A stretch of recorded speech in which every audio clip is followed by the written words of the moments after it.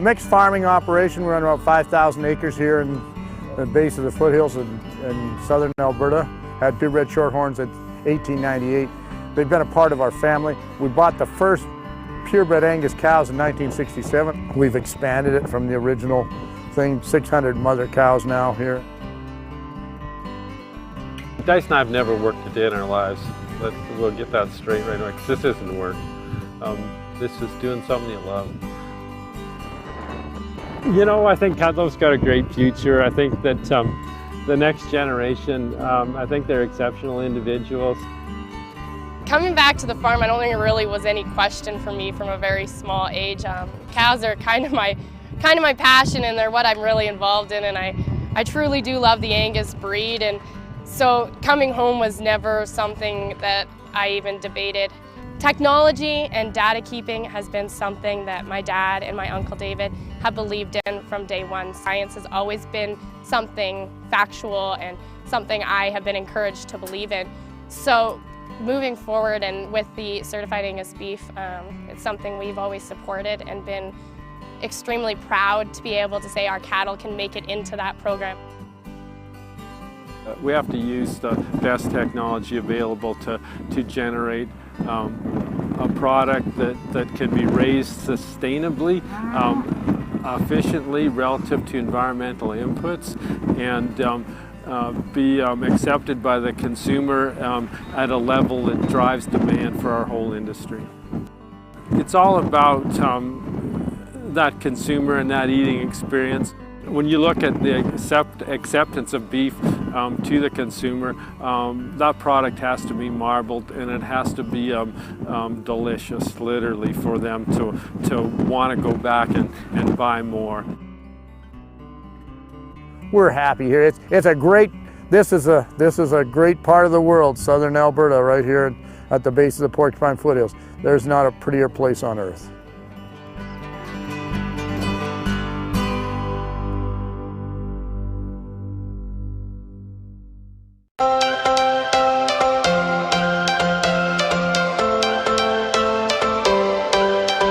Every change has a reason, baby, let it come to you.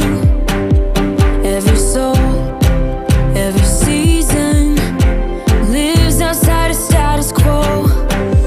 If we stop believing we're meant to be, expanding our abilities. If the passion's gone, we are doing it wrong. Baby, you and I should start living now.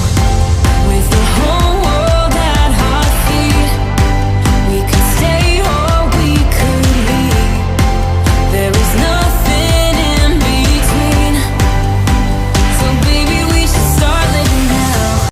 Well, hello guys, I hope you're doing well, and for this week's video I wanted to do something that is still kind of sorta on the travel sphere, but is also really helpful for anyone who is curious about the cost of living in Toronto. I actually thought it would be really cool to do this type of video for other places that I go to on a longer term basis, like Ukraine or Japan, and kind of give you guys an idea of how much the average person spends to live in the city. So in today's video, we are obviously going to be talking about Toronto, and I'm basically going to give you a breakdown of rent, because that is the most expensive thing that you will pay for here in Toronto, as well as obviously other expenses such as transit and food and just other things that well, as a millennial, that I incur living in Canada's biggest city. And at the end of the video, I actually wanted to give you guys a little tour of my apartment, because I'm so happy that I just finished a mini sort of renovation on it, where I just painted everything. I put up some pretty pictures and got a few new things for my place. So I've actually never shown you guys my little apartment, so I thought I would do that at the end of the video. So I moved to Toronto when I was 22 years old, so still fairly young, and about a year before that I was living in Tokyo. I did that long freelance sort of stretch, basically 7-8 months before I moved here.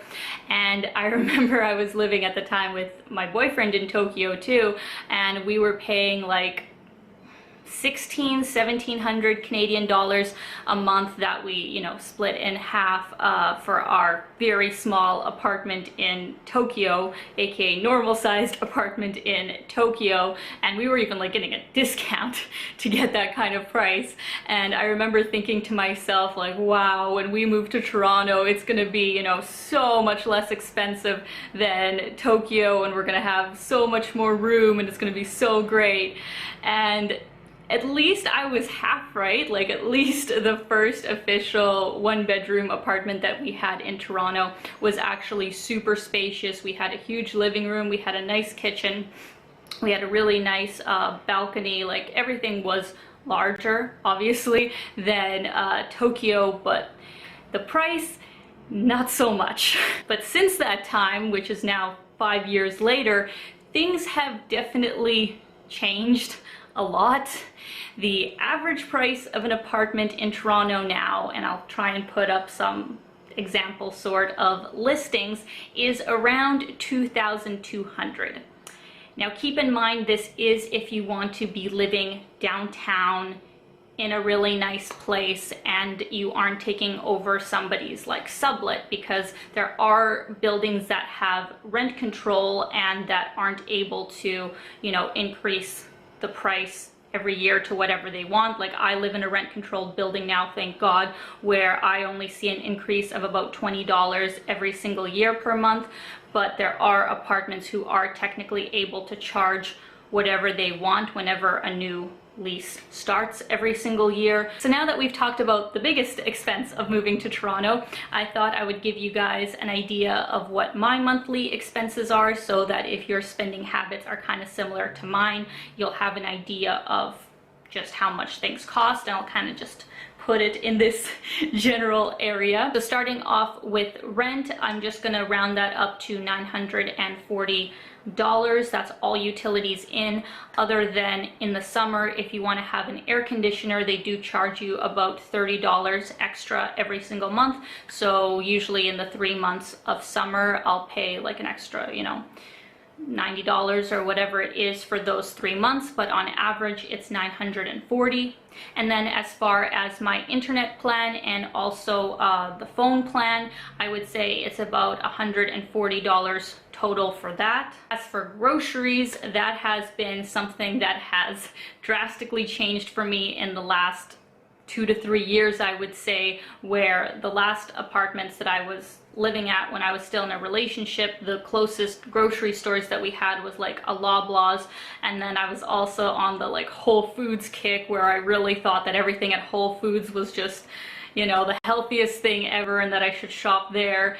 So now I have learned how to properly grocery shop and prep my meals, so I'm spending way less money on groceries every single week while still eating super healthy. So I'm really fortunate that I actually have a really awesome local market right near me, where there's this like little shop that sells just produce for about half the cost that you would find it at like Loblaws or something, and it's really good quality. So I'm really fortunate with that, because the majority of what I eat is plant-based. And then I also shop at places like FreshCo or like Save On Foods, those types of places where you're literally getting some of the same packaged groceries as you would at the more expensive grocery stores, but for way less. As for transit, this is something that really depends on where you live in relation to where you normally go, like your work or any other kind of errands that you do. When I first moved here, almost every single month I was getting the Metro card, which is like the monthly TTC pass that you can use unlimited on any kind of public transit, and that was costing about $160 a month for an adult. And then if you are a student, I believe they do give you like a $30 discount or something, so maybe it's like $130 or somewhere around there. But now that I'm not serving as much and work from home a lot more, and honestly just like to walk, I decided that getting a transit pass every single month wasn't worth it, and I'd say I just spend probably $60 to $80 a month just with like my Presto whenever it is I do need it. And then the other way that I have decided is also a really great way to get around Toronto is to bike. And I did have a bike that I was using regularly about 2 years ago, which really cut down my costs. Then it broke, and so now this year I think I'll actually be investing in a bike, which yes, will be $400 or $500 for a good one, but it is well worth it if you use it more than public transit. Quick note about getting a car in Toronto. I personally would not recommend it if you just want to have less hassle and less expense in your life, and if you actually live downtown. Like if you need a car, either rent one for the day or whatever you need, or just take Ubers, because the parking in this city is absolutely ridiculous. Licenses in Ontario cost so much more, and there's just so much overhead that if you're living central and don't absolutely need a car for your job or on a daily basis, I honestly don't see the point. Now, as for eating out and entertainment, because let's be honest, that's kind of one of the main reasons that people move to Toronto and pay such ridiculous rent, where you do get an array of fabulous restaurants and amazing events going on, and just all the other things that the city has to offer in that way. I would say that on an average month, I probably spend about like $250, $300 on entertainment and eating out. Like it really ranges if it's obviously somebody's birthday, or if I'm just like going out more, if it's like TIFF or something. But to be honest, a lot of the things that I am able to do in Toronto and have fun with really don't cost a lot of money. Like I know lots of great places that you can get amazing food at where it's not going to cost you an arm and a leg. I like to be out in nature and just go like walk around and stuff. Say that my budget for that isn't that wild, but keep in mind it could be. Like there are so many amazing, you know, artists that come to Toronto, and it's a few $100s to go see them. Or if you are somebody who likes to go to really fancy restaurants, obviously this whole category can get that much more expensive. As for my other type of expenses, I am just kind of gonna group them all together to make it easier. So that's things like the things I do for health, like my gym memberships, or I have like a floating membership where I pay like $40 a month for a float every single month, and things like things for the house or clothing or just little knickknacks here and there that I need.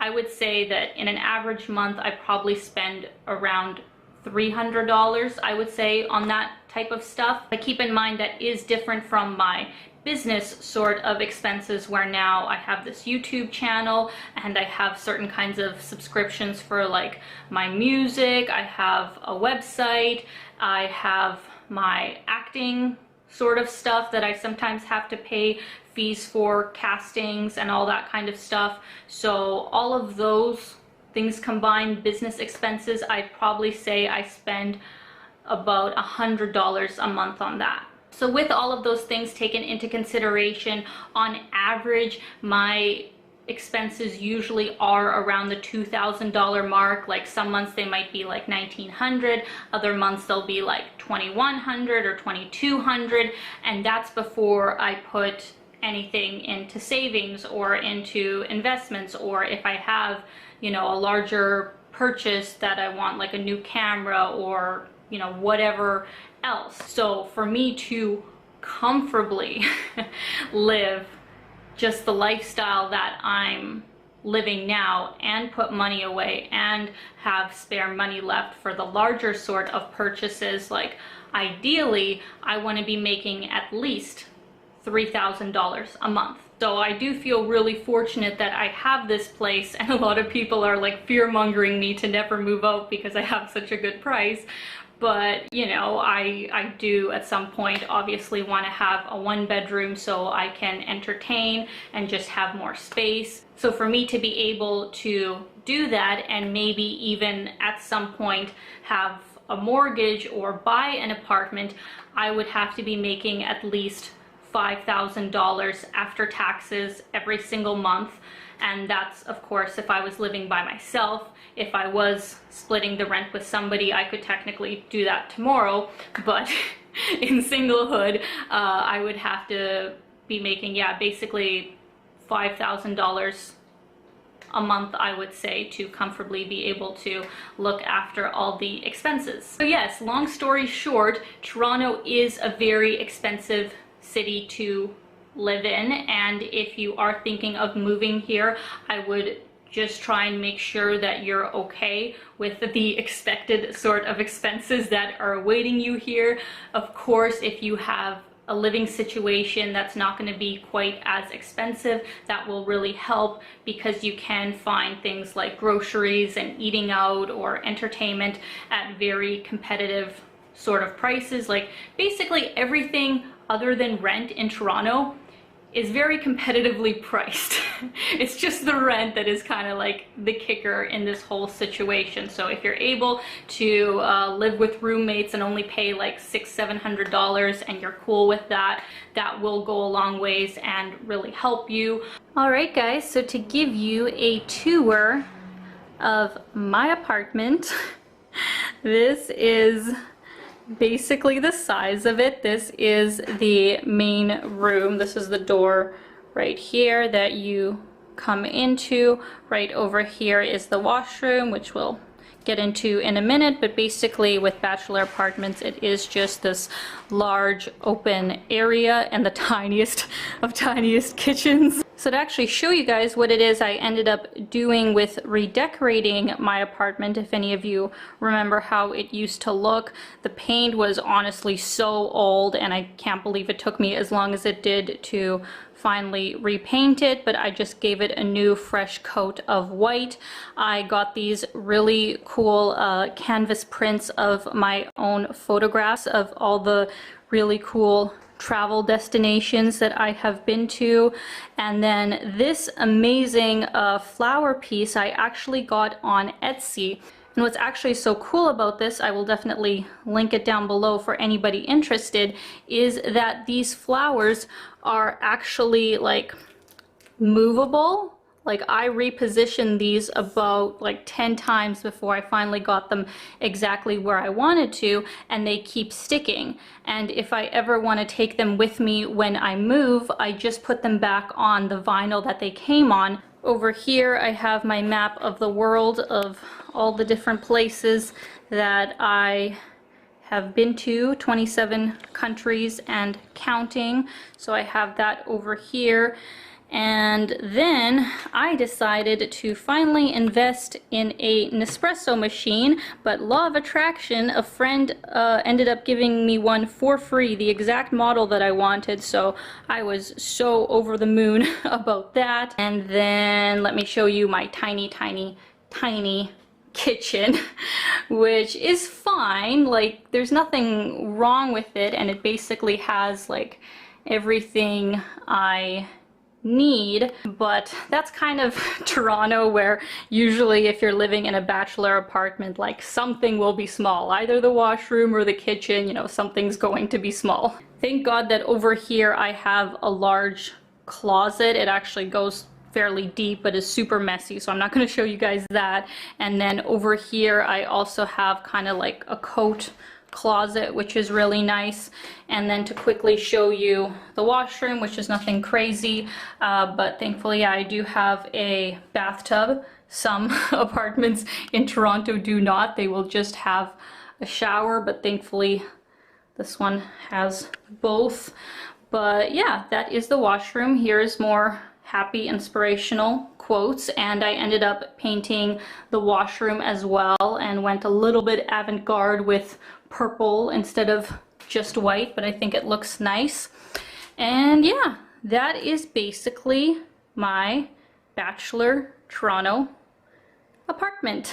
So that is it. I hope you guys enjoyed today's video and it was helpful to you in case you are actually thinking of moving to Toronto, or if you've been curious about what the average cost is for a single person like myself living in the city. And please let me know in the comments down below what you thought about Toronto's living expenses, and let me know as well where you're from and what the average cost of living is there, because I always love learning that type of thing. And if you're not already subscribed, please do so down below. Hit the notification bell so you guys always know when I post a new video. And other than that, I hope you guys are having an amazing day. keep being your own kind of beautiful, and I will see you soon.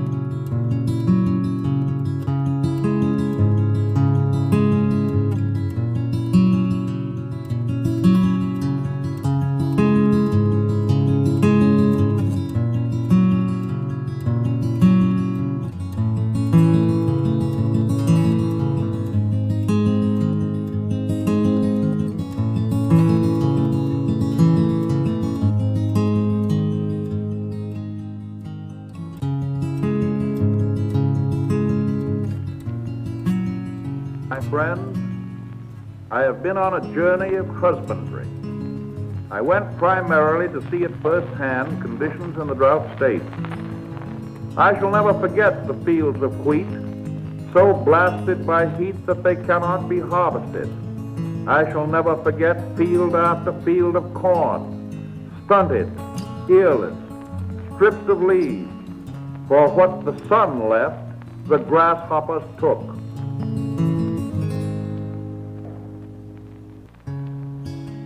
No cracked earth, no blistering sun, no burning wind, no grasshoppers are a permanent match for the indomitable American farmers and stockmen and their wives and children who have carried on through desperate days and inspire us with their self-reliance, their tenacity, and their courage.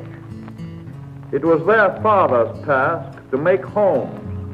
It is their task to keep these homes, and it is our task to help them win their fight.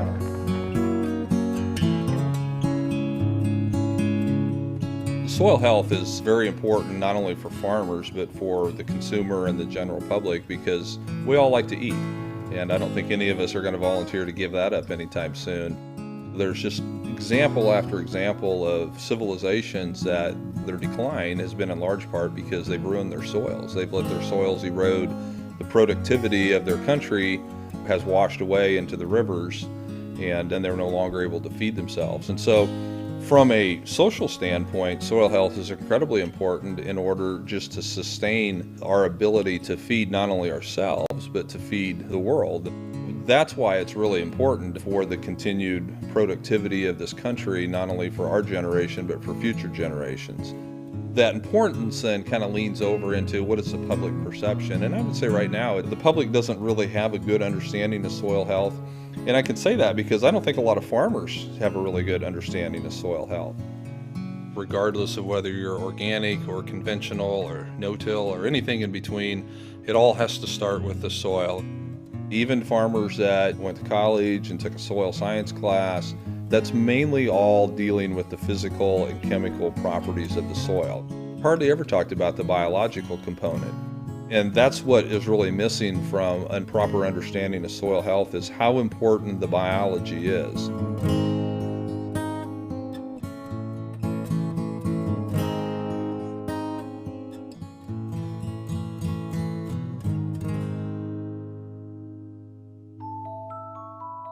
The soil is a living organism. If you think about a really healthy soil, there's about 10,000 pounds of biological material below that soil surface. Everything from fungi to bacteria, earthworms, everything else in between. And you total them all up, that 10,000 pounds is about the same as 2 African elephants. If you imagine 2 elephants, it takes a lot to feed them. So if you have that much biological activity below the soil surface, it's going to take a lot to feed those as well. From now until 2060, we're going to have to produce as much food as we've produced in the last 500 years. what we eat, other than what comes out of the oceans, is all derived from soil. Soil security is equal to food security. So if we want to make sure that we can feed the world's population, we're going to have to understand how do we make sure that our soil has the capability of producing these crops. I'm Keith Burns, the president and co-owner of Green Cover Seed here in Bladen, Nebraska. Co-own it along with my brother Brian. We've been farming here all of our lives, and this land we intend to be able to hand down to our children and grandchildren. And so soil health has always been something that's, I guess, been important to us. But probably only since about 2008 have we really, consciously been making efforts to really drastically improve it. The atmosphere around us is 78% nitrogen, but it's unavailable to plants. So this legume plant can't actually take nitrogen out of the atmosphere and utilize it. But what it can do is it can host a very specific type of bacteria on its roots. That's actually colonies of Rhizobia bacteria that are able to take the atmospheric nitrogen, convert it into forms of nitrogen that a plant can use, and they basically will then sell it or trade it to this plant in exchange for carbon. Plants, through photosynthesis, produce the carbon. So what we see going on here is a very complex economy going on within the soil, where plants are using carbon as a currency to purchase goods and services from the bacteria, from the fungus in the soil, really from all of the biology, but in this case, they're purchasing nitrogen from these bacteria in exchange for the carbon. And that's the whole key to this soil health system. It's really all about the carbon.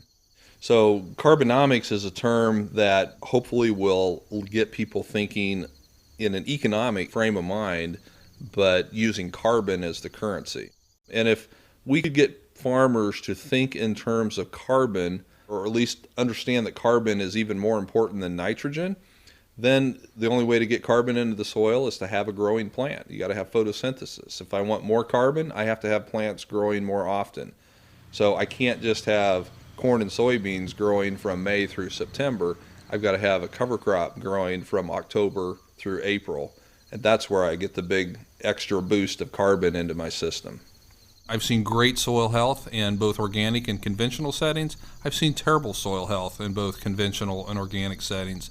Really, it comes down to the management practices and how the farmer is going to integrate the principles of soil health into their operation.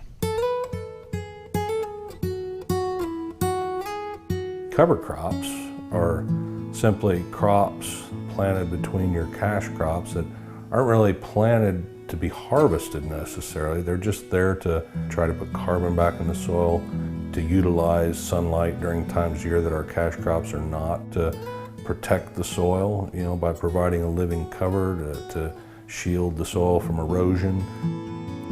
Soil is a living, breathing system. Sometimes we have to feed it a little for it to feed us. And it's like a relationship.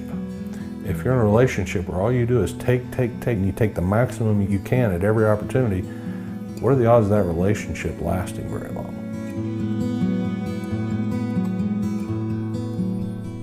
I'm very, very cautious and conscientious about working the soil, not working it too much, trying to put as much organic matter back into the soils through cover cropping as I can. My philosophy is that if I take care of the soils are going to take care of the vegetables. So I do a lot of cover cropping on the farm, on bare ground. If at all possible, I have cover crops on it.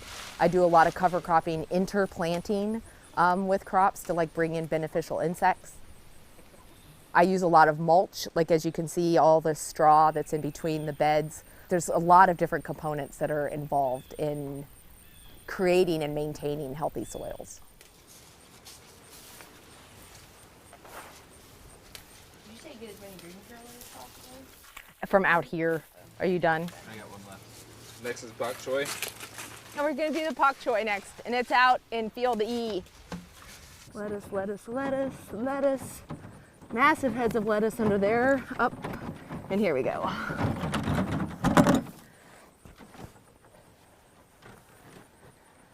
Holy moly, they're so gorgeous.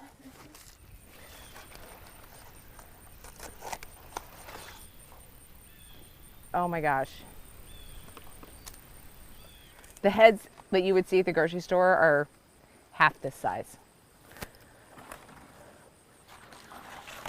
We're gonna harvest a lot of them. This is my 7th year of farming. I had a ton to learn. I mean, I didn't know anything about farming and raising produce and soil health, and I still feel like I still do have a ton to learn. The CSA model of farming is why I started farming, and it's what made me passionate about farming. It stands for Community Supported Agriculture. Hi, how are you? Good. So I have members that pay up at the beginning of the year. They pay an upfront fee in exchange for their income to support the farm. My guarantee is that for 24 weeks, the spring, summer, and fall season, that I will provide 7 to 9 different items in their CSA share that they get every week. People are starting to care about and think about where their food is coming from, and care about the connection between the person that's growing the food and the food that they're eating. I look at it as a responsibility for me to try to educate my CSA members. You have to start with the big picture before you get into the minutia of soil health. You can't start with why it is that I plant cover crops and the goals that I'm trying to get out of cover cropping. I have to start with this gorgeously beautiful Swiss chard that I bring to the farmer's market, and they look at it and go, oh my God, how did you do that? I know that cover cropping is helping to benefit the soils, but it's not something that you're going to see in a year or two. Building soil is not something that happens quickly. It takes a long time. I mean, when you think about when the glaciers came down like hundreds and hundreds of years ago, that's why we have the soils that we have.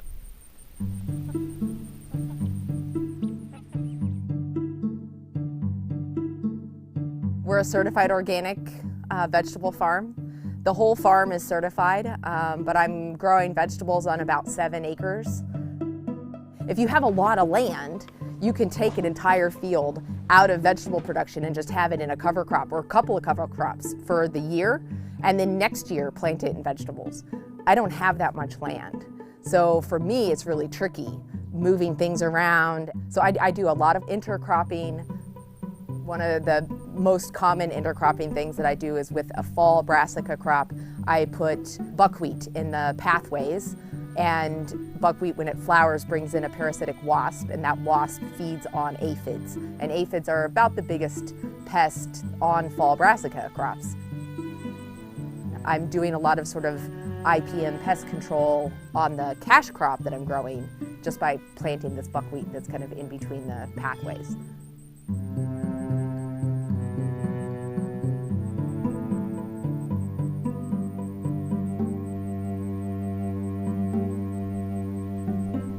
My dad started with 5 acres, and we built from there. He built up to 60 acres when he was alive, and then I built it up to 120 since he passed away. He's a great farmer for his time, but in his time, the fieldmen would come out from the canneries. He'd say, you need to spray this, you need to spray this on this time, even if there was bugs present, you know, harmful bugs present or not, you had to do it. That's totally changed now. There are field agents out there now with corporations that really understand that there are other methods of controlling the bad bugs using good bugs, and et cetera. And so I think that's been a really major shift over the past, I'd say 20 years, which is really beneficial to the consumer. That message, in my opinion, has got to come from the farmers right to the general public. And that's what we try to do at our farm stands is inform them of how we do things and why we do it. And to let them know that the food that we provide for them is very, very safe. How's it going? Good, how are you? Hey. I got broccoli. See what I'm saying? He's asking for broccoli. I got some already. A part of the job of a farmer that sells directly to the public is changing public perception or correcting public perception as to what farmers really do.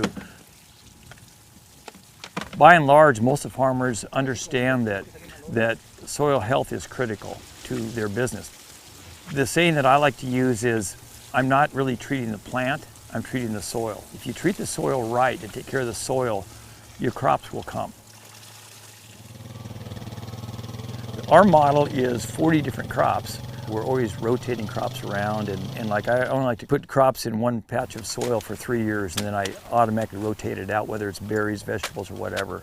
We plant different varieties of cover crops depending on what's going to be the succeeding crop coming up. For instance, we raise a lot of corn, and it takes a lot of nitrogen. So in fields that are going to be going into corn, the preceding year, then we go ahead and plant an Austrian pea in there, which will fix its own nitrogen. So we have a strong, good nitrogen source in the soil prior to planting and seeding the corn crop. And we can really reduce the use of synthetic fertilizers, and also just makes the soil much healthier.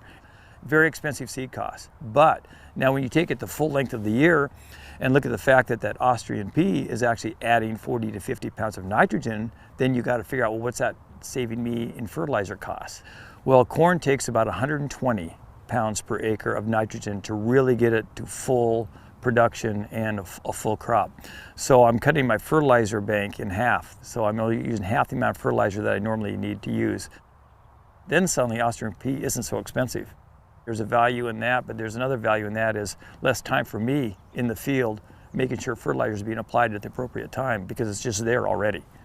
And then in other parts of soil that like came out of corn or came out of berries where there's excess nitrogen already in the soil, we'll plant more of a cereal rye variety cover crop because that's a really good absorbing and holding nitrogen in the plant during the winter time, and then we can plow that under in the springtime before planting other crops. I keep my farm stand open pretty much year round and keep feeding different crops into that. And then that builds my customer base and more people come by. I think we need large corporate farms to feed America, but I think we feed society with farms like mine. Till 5:50, please. All right, there you go. A farm is a business, so yield matters and productivity matters, and I fully believe, and sitting up here today because I believe that soil health is crucial to productivity, short and long term. I think there's a deeply engaged set of consumers that is growing. It's a consumer base that's growing, and I think what they're trying to tell us as a big food company is that food isn't a zero-sum game. As I think about what I heard today, I was blown away by the amount of science. And I know that the science has been there and the research is good, but I was really impressed. And then came this talk of how do we link the science and what we know to creating the economic models that give producers a chance to move forward with some level of confidence. That has to happen. Food alone is not going to drive this, and I just use the corn crop as an example. We grow about 15 billion bushels of corn in this country. 5 of it goes in your gas tank. 5 of it goes into cows. 2 of it goes on ships to somewhere else. You put 2 of it in the grain bins. I think that leaves us with 1. Food seed residual. We're not using 1 billion bushels of corn to make cereal and tortillas in this country. So if you think about who plays and who benefits from soil health, we all benefit.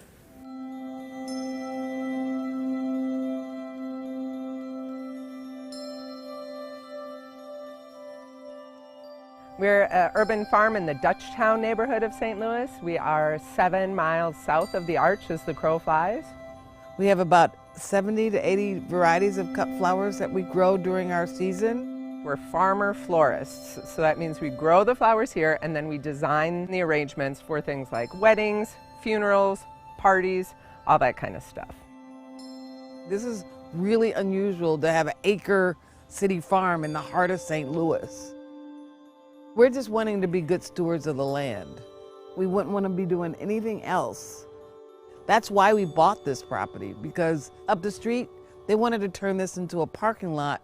When a house is approved for demolition, they don't take away everything, right? They put it into the basement, into the foundation, and then they cover it up with maybe a foot of fill dirt, definitely not topsoil, right? So when we acquired these properties that had houses on them and were demolished, there's no way to till. It's full of rubble and bricks, and the soil quality is really low. We're just talking fill dirt, like Missouri clay, yuckity yuck yuck. So what we do is we bring in some soil sometimes. Instead of trying to till in, we're building up. Soil health is really vitally important here on our urban farm. Even though we're just on an acre, we're pretty committed to taking crops out of production and replenishing the land with cover crops. So in the back, what we have are the daikon radishes, which run deep into the soil to penetrate and break up any hard pans. The cover crops are also important to help prevent erosion, because especially on the purchase lots, we have to buy that soil, so we want to hold on to it as much as we can. We do our soil testing yearly, and each year it provides us new information, and we just tweak it a little bit more. With organic farming, you just kind of get in this mode of like more compost, right? Just keep adding compost. And we were doing that. And then our soil test would come back with really high phosphorus, right? Which can happen from just adding tons of compost. It's really hard on me because I'm really tempted to add compost every fall, but It really improved the soil. I mean, it was amazing, right? It was amazing. This bed last year, we had terrible problems with it. So that was from the trucked in soil that we had purchased from an area company. It was so low in nitrogen coming to us that, when we added compost and we we thought we'd be good to go, the entire area failed. That's when we had to be more proactive about how we're taking care of our soil. For me, it's so important, just think about it. Whenever you get someone a bouquet, the first thing they do is what?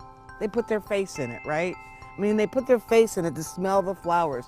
So if you're doing that act of love, why not go that extra step in making sure that it's the healthiest thing that they could possibly buy on the face of the earth? People who are really into growing sustainably and holistically are passionate, and that's what you should be looking for. A farmer who's excited about what they're doing and what they're growing. Remember the lessons of the Dust Bowl, that those images haunt us. We want to keep the soil in place, we want to take care of this earth, and keep it moving after we're long gone. I think people really are starting to be aware that something is wrong with our environment, with the planet, with where we're living. And if we don't start taking care of it now, it's just not going to get any better.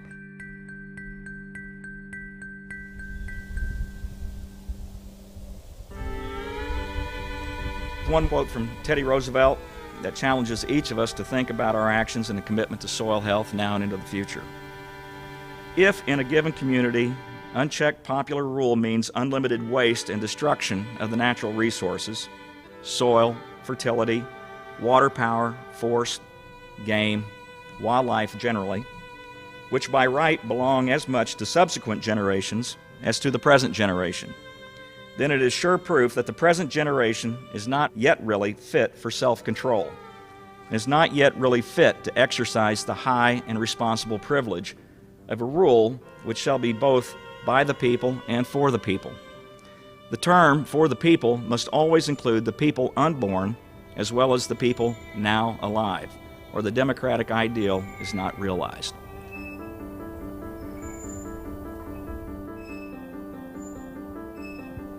We're the fourth generation on this farm.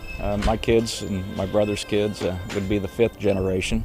It's been in our family for well over 100 years. We're all very much attached to the land. One thing we've noticed through soil testing is that over the years our organic matter got drastically low, less than 2%. And so when you start reaching those particular levels, you just don't have the water holding capacity that the ground really needs to have. And so we made the decision, really is about 5-6 years ago, in talking with my brother, that we really needed to do something different. We made that conscious decision to really get into cover crops and really start building this organic matter back. First 2 years we had drought and it really didn't take well for us. Third year we hit a home run with it. And that kind of solidified in our mind that we really needed to continue with this.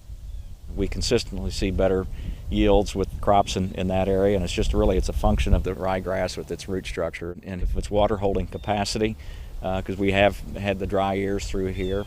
but then also we've seen just better water absorption during when we do have those moments of heavy downpours. One of the things that we're learning more and more how to do is become better observers. Our forefathers were great observationists. They had PhDs in it, and with as fast times that we have today, we really don't take the time to notice changes in the environment. And I think we're seeing a lot more because we're taking more time to observe what's really going on around us.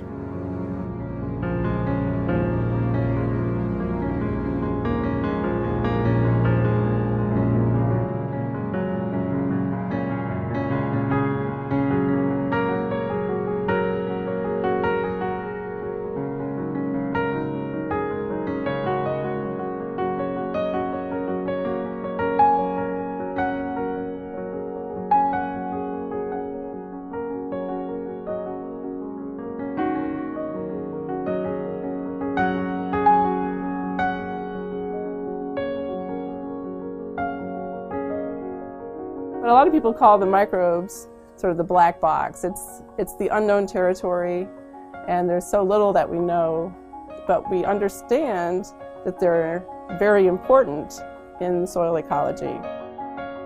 Most people can count up to 150 in about 30 seconds. So if you were to sit down and try to count all the microorganisms in this tablespoon of soil without stopping and having absolutely no breaks, it would take you about 6.5 years. People know that legumes are nitrogen-fixing plants, but what they don't always know is that it's really the microbes that are associating with the legumes that are doing the nitrogen fixation. Without the microbes, the plants aren't going to be healthy. And so just understanding that link between the microbial community and the plant is something most people aren't aware of. We think of the DNA of the soil microorganisms as their genetic potential. Because they have the potential doesn't mean that they're performing that function. So an analogy would be just because you have a bicycle doesn't mean that you're riding it. And it's the same thing with soil microorganisms. They have the genetic potential through their DNA to perform a certain function, but they may or may not be doing that. And so we need to find methods that focus on what the microorganisms are actually doing in the soil.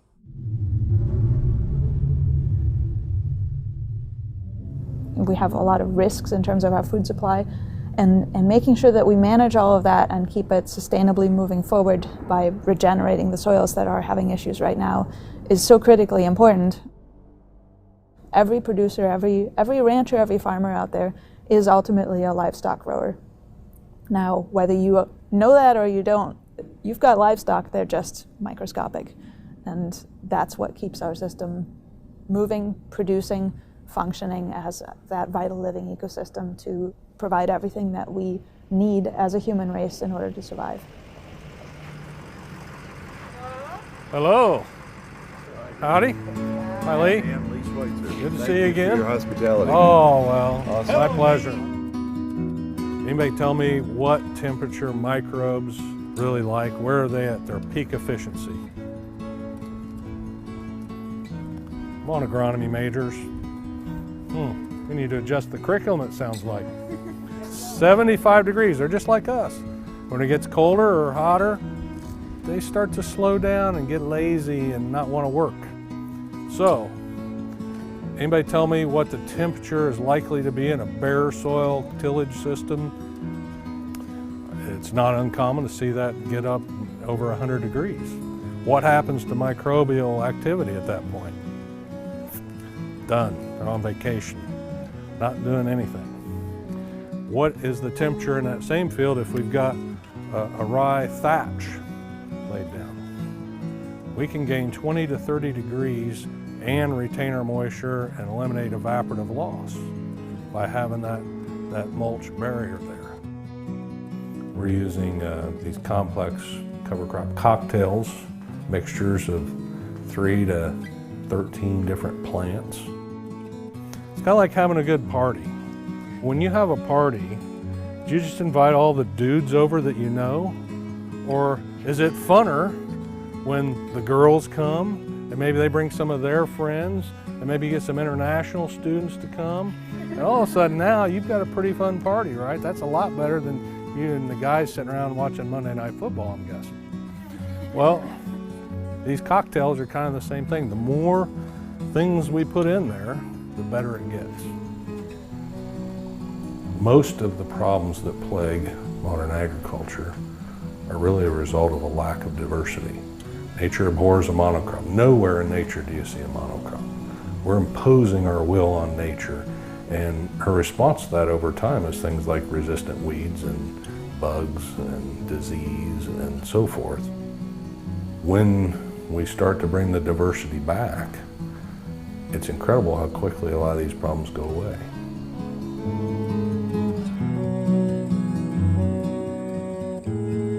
So our goal when we farm is we never want to see the soil unless we go looking for it.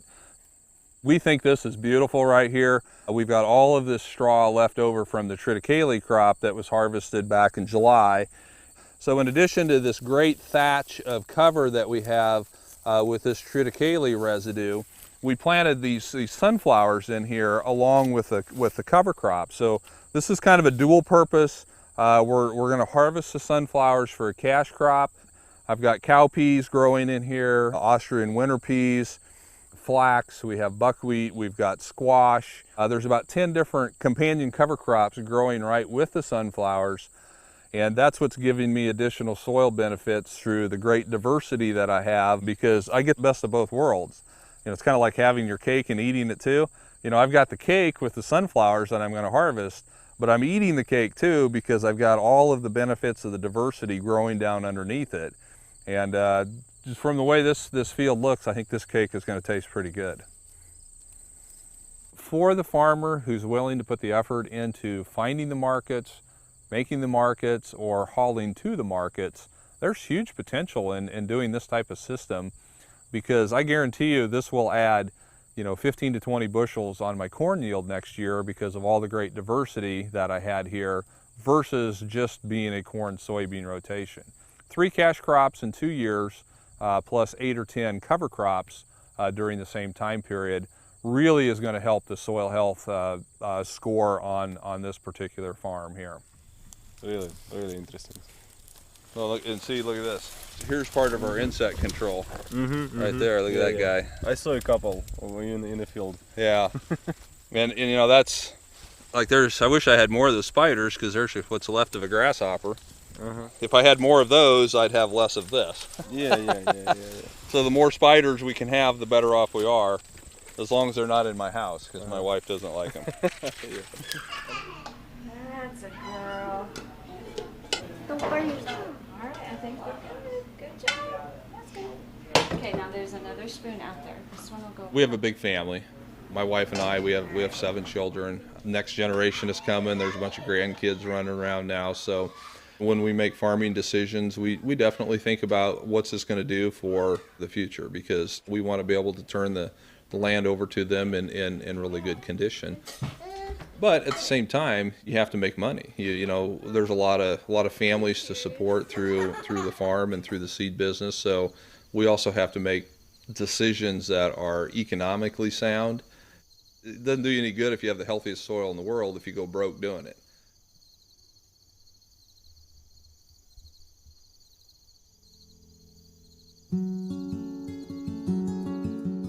The living cover crop has made our soils healthier. We didn't do this based on building soil health. We did it on building yield so we could become more economically viable. The net effect is that the soil appears healthier. We like no-till. What that allows us to do is have better paid, fewer employees, a better job. We're using less fuel, we're buying less equipment. So no-till we've always figured was kind of the answer. That's the best way to farm. We seed the cover crop like a crop now, so we're trying to get it nice and even. And what that's doing is allowing our corn to come up nice and even so that we get the even ear sizes. We don't get the runts and all that stuff that we used to get that we're often associated with a typical no-till scenario. And consistency is what it's all about. That's the hard part, is trying to get this field consistent. What we were doing is spraying our fields as early as we could. We'd kill them off. We couldn't yield with our conventionally tilled fields in high yielding environments. Under a gravelly field, low organic matter field, the yields would be comparable, but we could never beat it with no-till. Now that we're planting green and getting this stability in our soils, now we're finally starting to kind of bridge that gap of no-till versus conventional. So I think that what we're doing is kind of combining technology, chemicals, kind of this commercial style of family farming, and then incorporating that with utilizing a lot of what the organic folks have learned over the years and what people used to do 50 years ago, and kind of taking that to the next level. So in this field, we were harvesting the corn and then running the air seeder right behind it. So the idea is to always have something growing. You can still see a little bit of green in these plants, so they were alive just not too long ago. I'm standing right in the middle of between what's been planted and what hasn't been planted. On this side, we just harvested, but we have not drilled, and on this side, we have drilled. And you can barely tell the difference. The stalks are knocked down a little bit. But the whole idea of no-till is to leave all the residue on top. We use an air seeder, a drill that has a single disc opener so that it does not disturb any soil. So as you can see, there's very little soil disturbance, and that helps protect the soil. It helps with water infiltration, keeping that residue on top of the ground.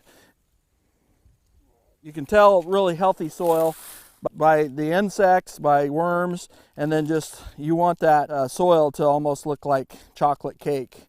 And this has got good moisture. We've had good moisture here in the last couple weeks, so our cover crop should come up real well. Right here is where one of the slots from the drill is, and you can barely tell that it's there, which is what we want to help give a little more armor to the soil. In the last 100 years, we've oxidized over half our organic matter into the atmosphere, primarily through tillage. We've lost half of the basic building block that makes soil productive. Half of it's gone. And we haven't been at this very long in terms of the life of the soil. I mean, in Indiana, maybe we've been tilling the soil to some degree for 200 years, and we've been doing it intensively for the last 50. Project what will happen if we continue that. The good news here, though, is that there are so many win-win-wins. Very seldom in life do we find win-win-win scenarios, truly. So when we quit tilling, when we build our organic matter, our production goes up, our costs go down, we clean up the rivers, lakes, oceans, we keep the off-site pollution problems from happening.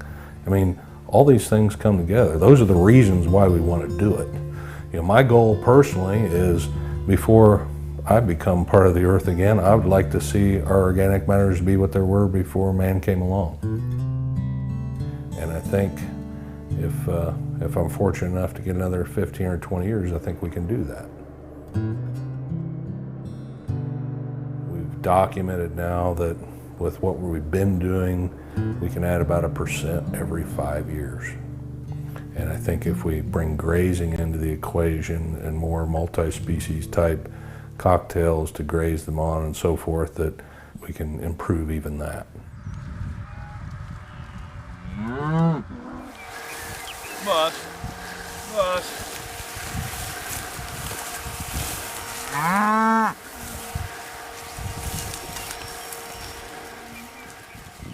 We're in the process of expanding our livestock operation. We've got about 40 cows. We hope to be up to a couple hundred within 3 years. When we run cattle on the ground, it really increases the soil health much quicker than when there's no livestock involved. The trampling effect, the biting and the chewing of the plants react differently when they're being grazed versus when they're just being cut, like with a mower. And they'll regrow more aggressively. The integration of all of the saliva and the dung and the urine, those all are increasing the biological activity of the soil. And we see much faster gains in soil health when we properly integrate the livestock.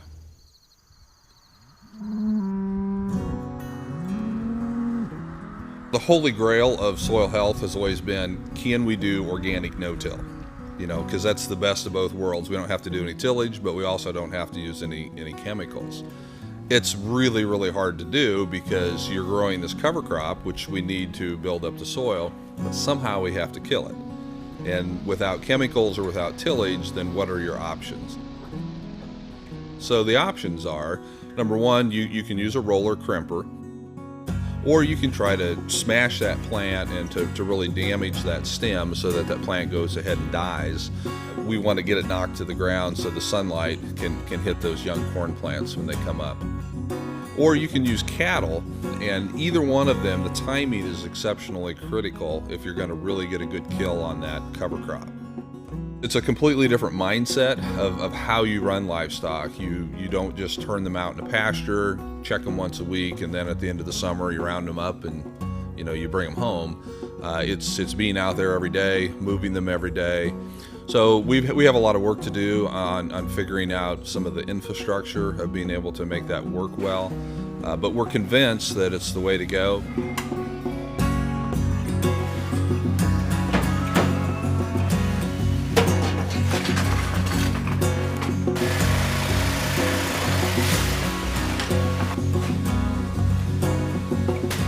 Managing for improved soil health probably has one of the most profound impacts on society that we've had in agriculture in a long time.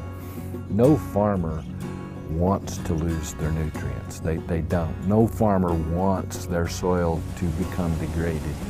However, there's a huge demand on our agricultural system from the globe, actually, and there's going to continue to be a huge demand. I've worked for the USDA now for 35 years, and never have I seen among farmers such a broad quest for knowledge as I'm seeing now. Farmers willing to share their best kept secrets with other farmers is a very, very refreshing part of this job.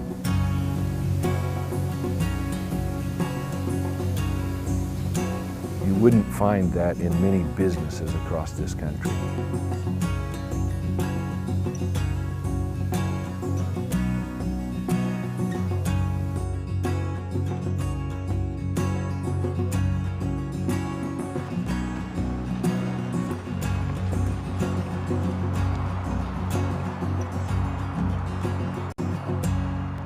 A wish that I would have is that more farmers would pay attention to their bare ground. My steeper ground over here, my Marionberry ground, is a permanent cover crop in it. We never take it out ever, it stays there. Our farm is uniquely situated on two watersheds. We're sitting right now at the crest of my farm. To the north over here, heading north, is the Johnson Creek watershed, which feeds into Johnson Creek, the Willamette River, and eventually the Columbia River. And then to the south, on the opposite side, that watershed goes into Noyer Creek. Noyer Creek actually starts here at my farm, and then that dumps into Clackamas River drainage. That too is a very productive salmon and especially steelhead run up in there. And so we have to be aware of that. Noyer Creek, again, the headwaters right here at the farm, it's under investigation right now by the EPA.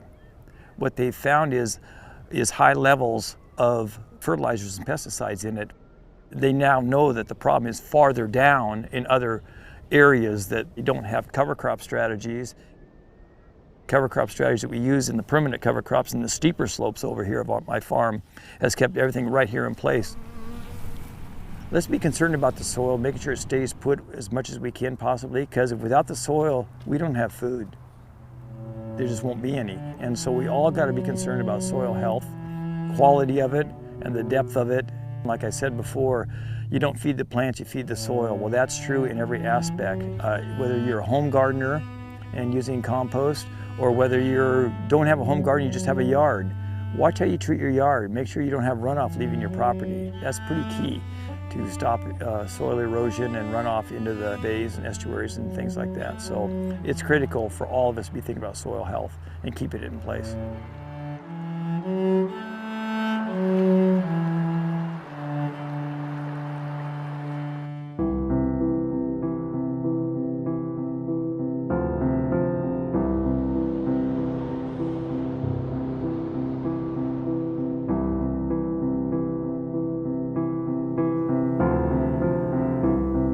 Mi historia personal viene desde que era niño, allá en México. Mis abuelos también cultivaban. En aquel tiempo mis abuelos cultivaban maíz, pero al mismo tiempo cultivaban frijol y squash. en el mismo tiempo y en el mismo terreno. Y se hacía muy bien. Pues, ¿qué hace el frijol? El frijol, la raíz del frijol te produce nitrógeno. ¿Qué hace el squash? El squash tiene una raíz profunda y gruesa.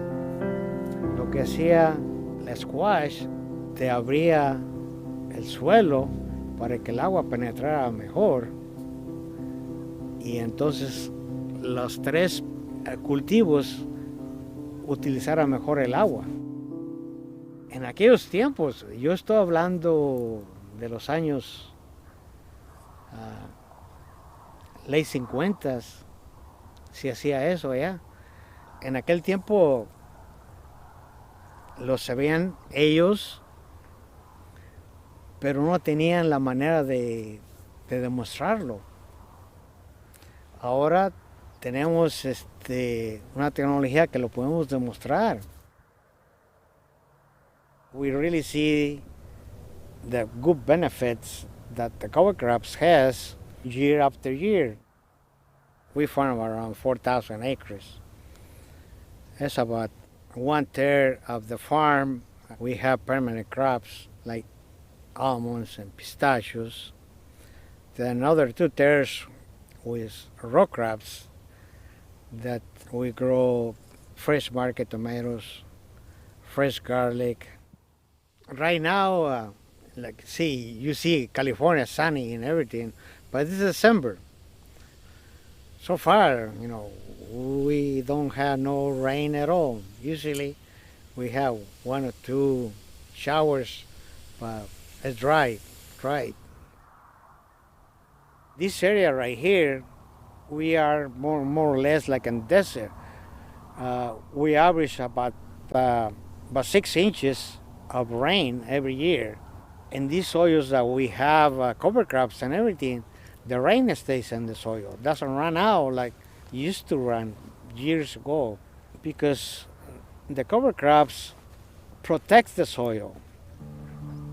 A few years back, I got invited to go to the White House. I got honored because of the soil health and changing, climate change and agriculture too.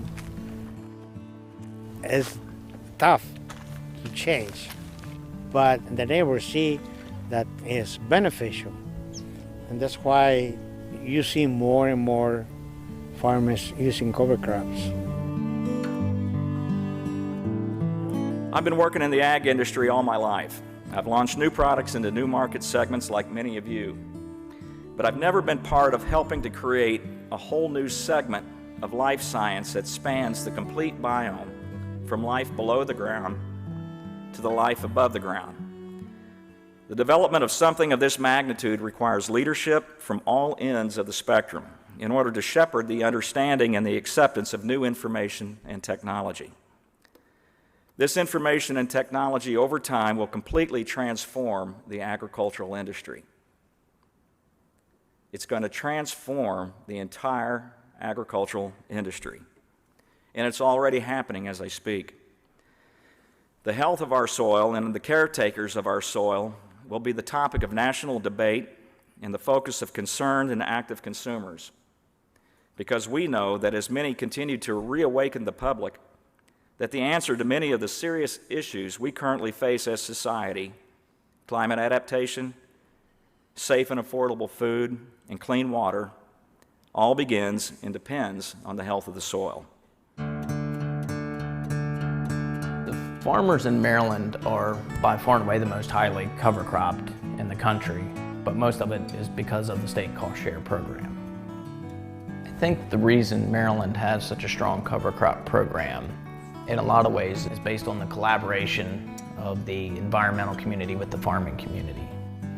And part of the whole history of Harborview has to do with collaborating with the environmental community. Not just Harborview, but the farmers in the community around us, particularly in the northeast portion of the state, as well as the state as a whole. It started about 20 years ago, was kind of the big when everything kind of hit the fan, so to speak, between farmers and environmentalists. We had a Pfiesteria outbreak in the Chesapeake Bay, and we had a huge fish kill. The problem in the water clearly starts on the land. The science around it determined that they thought it was from the phosphorus running off the fields of the farmers. At that point, we were kind of at an impasse. Are we going to fight, or are we going to come together? When you battle, you don't really tend to accomplish things. So at that point, I think we kind of started to collaborate. And the Bay Foundation said, well, what can we do to help you? So, well, you know, how do we change? We're doing the same thing we've done for 20 years. We don't think there's anything wrong with it. So what can be done? You know, what is there? So then they determined that cover crops were kind of the answer. If you do cover crops and you pull the nutrients up out of the soil in the fall, when the soil is still alive and you get most of your infiltration, you've got a little bit of excess nitrogen there, you've got a little bit of phosphorus there, you pull it up and you don't get it into the waterways and into the groundwater. So it's a pretty simple, you know, it's pretty easy to understand. But farmers said, well, we're not going to do cover crops. You know, we don't have enough money. You know, farming's tough. You know, it's the early 90s. You know, we didn't have $6 corn. I mean, you know, it was tough. We're not going to spend an extra amount of money. So they said, well, what if we get cost share for it? You had the Farm Bureau and the environmental groups both going to the state legislature saying, hey, we need this. We have also appropriated $2 million emergency funds for a state-only program to help Maryland farmers with the winter cover crop. Our solution is going to be on the land, and it's not going to be an easy solution. We're going to have to take decisive action. I believe it will be expensive. I believe it's going to take some political courage for us to require what must be done. Through that collaboration, we were able to get dedicated funding to pay us to do cover crops. That program's been going on for 20 years, but there's some very good groups of environmental community, and there's some very good groups of the farm community that have managed to really work this thing out and actually make a difference in the water system. We're very, very proud of the farmers in this state and what they've been able to accomplish. It's just remarkable. One of the things that most people may not know about some of the people that work at the Maryland Department of Agriculture is we are farmers. I myself am a farmer. Me and my husband tend about 75 to 100 acres. I've been with the Department of Agriculture for 17 years, and of those 17 years, I've been with the cover crop program for about 11 to 12. Our base payment for cover crop is $45 an acre. They can plant it aerially, they can plant it using a no-till planter, they can do a conventional where the ground is disked and then seeded. They can also do a process where they spread the seed with a spin spreader and then go in and disc behind it. We've tried to look at all the different options that the farmer already uses so that we're not putting him at a disadvantage for how to get the cover crop planted. We offer incentives for different species. When we started adding the additional incentives and prioritizing certain best management practices, the program has just grown. It's grown considerably just in the last 5 years. Right now, our actual budget is over $20 million a year for the cover crop program, and that comes from different sources, Chesapeake Bay Restoration Fund and that sort of thing, because that's one of our primary goals is protecting the bay.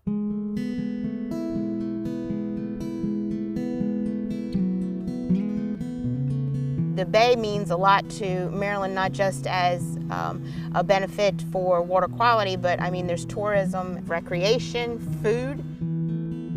One of the main things is just a quality of life. I mean, it's amazing to live where we live, to have the bay on one side of the shore and the ocean on the other. So we're very fortunate in that respect.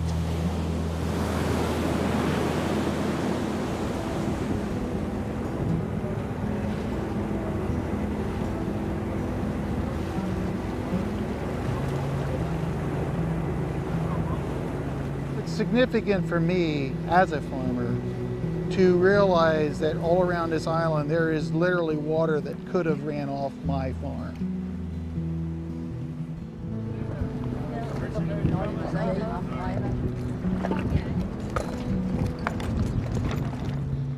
Hey, a couple of years since we saw each other. Yeah.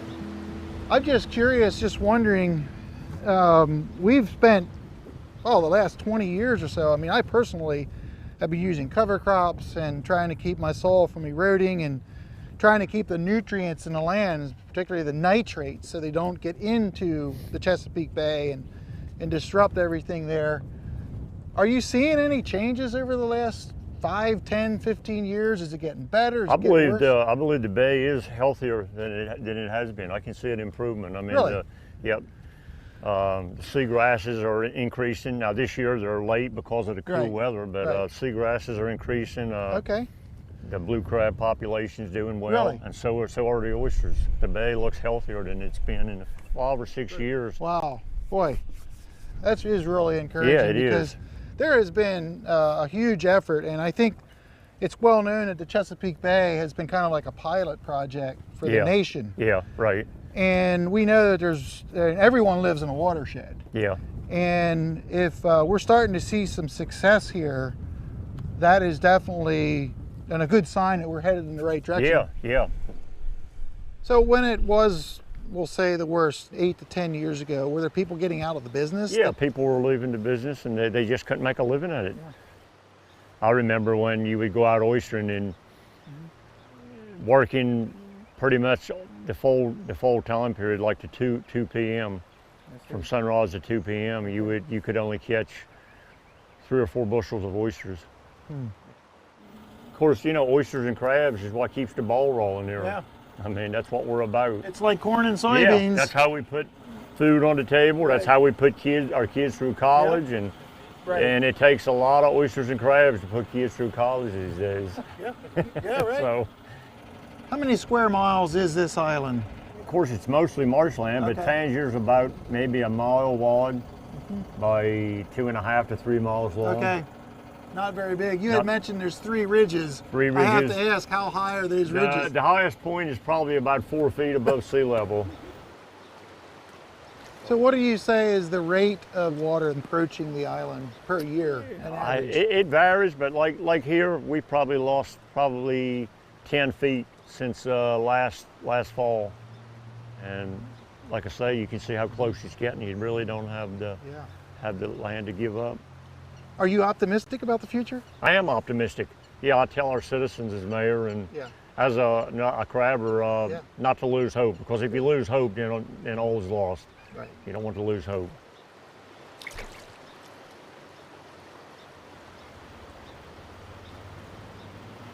Like we were talking about protecting your soil. I mean, it's just a common sense thing. You would want to protect the topsoil because it's vital to farming, like our shoreline is vital to us.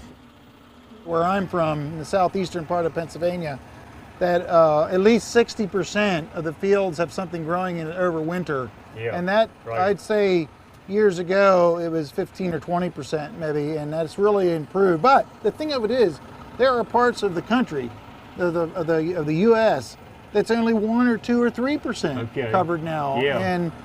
And so I think using what we've accomplished here in the Chesapeake Bay hopefully is going to stimulate more of this to help clean up our watersheds in the future. We've got to stay up on top of it because farmers like the watermen, we're feeding the world. Well, we made the loop. Yeah, we made the loop. Like I said, you'll always end up to the same place.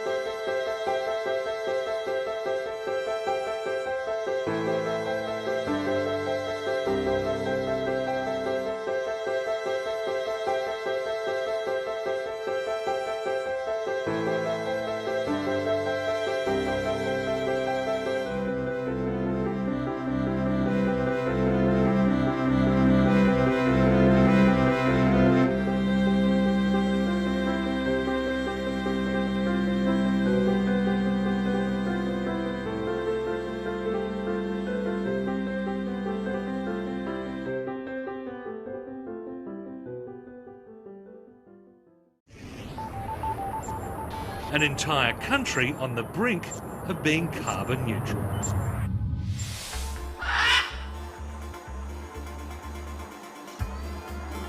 Costa Rica is an unlikely success story. A peaceful, natural paradise that escaped the wars of Central America.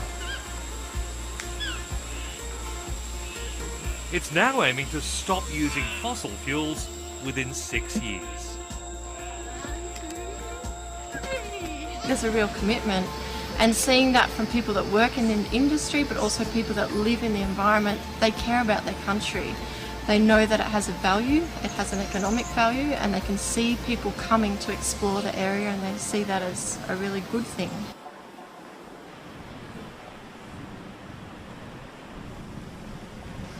It's early morning at the state power company ICE, and they're about to show us how this year they managed to run the country's entire power grid solely on renewable energy for 75 days straight. You see, in this small area of about 60 kilometres, they have plants that are powered entirely by water, by wind, by sun, even by volcanoes. There is so much natural power in such a small area, and they're so proud of it.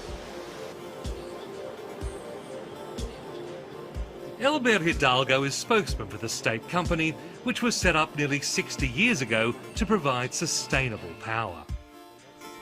Cuya misión específica era generar energía, garantizarle electricidad a todo el país, usando la naturaleza, pero obligándose a proteger la naturaleza para el futuro.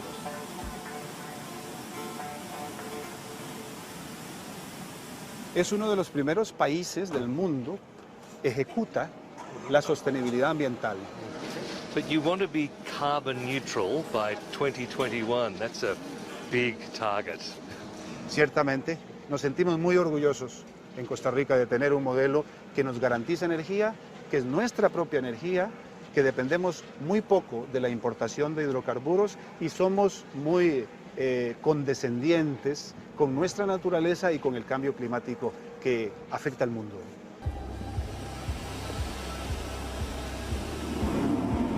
Not every country is lucky enough to have Costa Rica's natural energy. Right next to the dams and wind farms, a volcano powers this geothermal plant. And there's popular support for going green. Ecotourism is now the biggest source of foreign revenue. It's pretty clear that Costa Rica isn't just punching above its weight to get emissions down, it's actually rebranding itself as a totally green economy. And for a small country like this, the potential economic benefits are enormous. You can already see that with the increased tourism.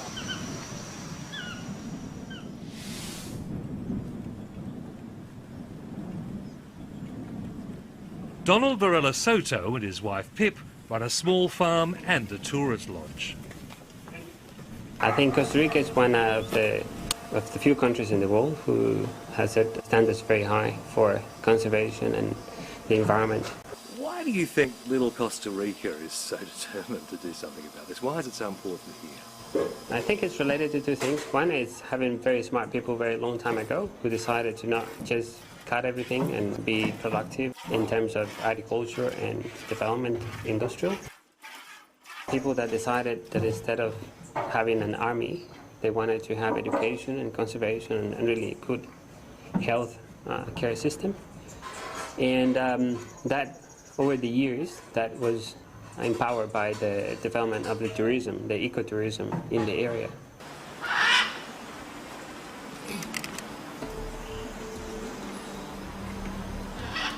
Donald's wife, Pip Kelly, moved here from Australia 14 years ago. Wow! That's beautiful. This is what the monkeys see when they're up in the trees. Oh, it's incredible. Just the access to natural resources. You know, we're only 800 metres from our house and we're in primary rainforest. Or you can feel nature, you can see it every day. Do the girls appreciate it? Oh, absolutely. They learn from the first day of school that we have to look after our natural resources. Any butterflies here? Any birds? It can be quite depressive sometimes looking back at Australia and looking at investment in coal and other industries that perhaps aren't very good for our future or even our current generations. And I really hope that people can learn from Costa Rica and other countries that are investing in renewable energies.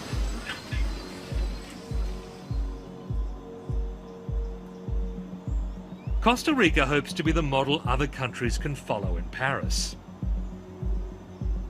And the UN diplomat in charge of securing a global agreement is herself a proud Costa Rican. We're incredibly privileged from a climate change perspective because it is a country that does not have any fossil fuel resource base whatsoever. But we are very, very well endowed with wind and with solar. Science has been very, very clear that 75% of the fossil fuel reserves actually need to stay in the ground.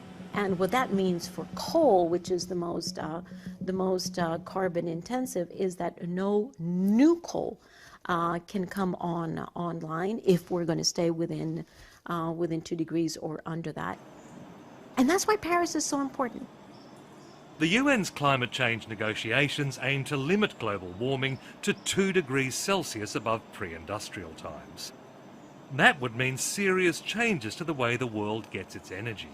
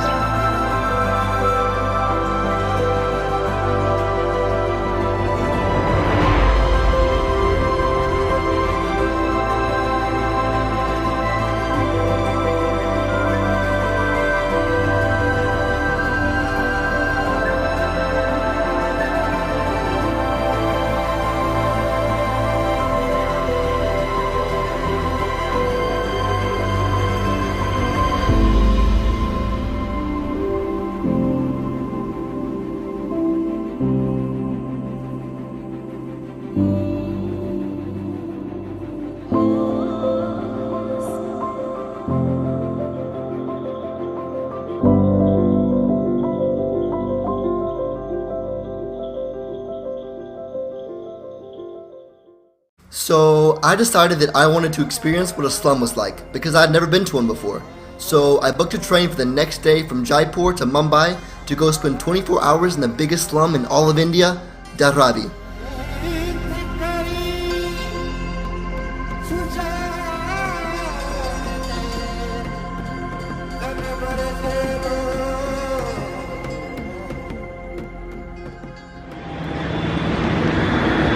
Okay, so I just arrived in Mumbai, and the past few hours have been quite unpleasant because my stomach started hurting and I ate some bad food, I guess. And nasty alert for the next like 20 seconds. I started nasty alert. I started diarrheaing in the bathroom. It's just the reality of it. I wish it didn't have to be nasty, but I want to show like the realities of traveling like I do. I was literally diarrheaing in the toilet for like 2 hours and there was no toilet seat. So I was literally squatting and shitting in a hole. And I looked at myself in the mirror and I said, I am so uncomfortable right now. I wish my poop was solid and I wish my stomach wasn't hurting, but that's not the reality of it. I'm gonna continue on. All I needed was a quick throw up and I feel 100% times better. So the remedy for all my worries is just throwing up. One of my subscribers DM'd me on Instagram, so I'm meeting up with him in about an hour or two and we'll go from there. Okay, see you then.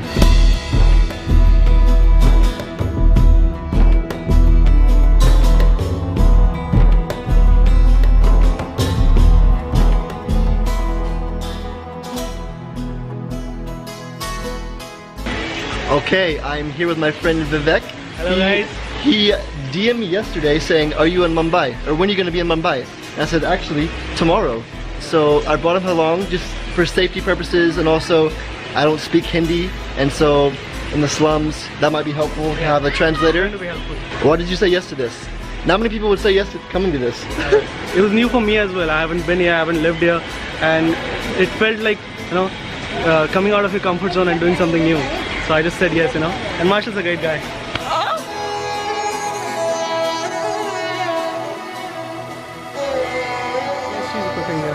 And how many people live here? How long have you lived here? 15 साल हो गए. Wow. Oh, and why does she decide to come here? यहाँ धंधा होता है काम. And she doesn't want to leave, she likes it here. अच्छा लगता है, सब परिवार मिल के रहता है. इन लोग पढ़ाई में डाल दिया इधर ही. What's the hardest part about living here, if there is any? मुश्किल कुछ नहीं है, मतलब धंधे पानी में है, यहाँ है. इसका अब्बू है, वो अच्छा काम करता है, इसके लिए हम लोग इधर है. तकलीफ है बाथरूम का बहुत, और 2 क्रॉस करके ऊपर से जाने पड़ता है. So what if you had to go really bad? ऐसे जल्दी जाने पड़ता है ना. Tell him that it's very new for me to wipe my butt with my hands. I'm getting used to it still, because in my country you use paper. First time. Indian culture. Yes, I'm still getting used to it. For me it still seems kind of gross, but for here, people don't seem to think that, so it's interesting. Yeah. It's very interesting to see a family of 5 living in a small space, but they're happy, you know? And so, like, I think that's all that matters, really, is it doesn't matter if the space is small or not. These people are happy. Yes, they are. So you can beatbox. Let's hear it.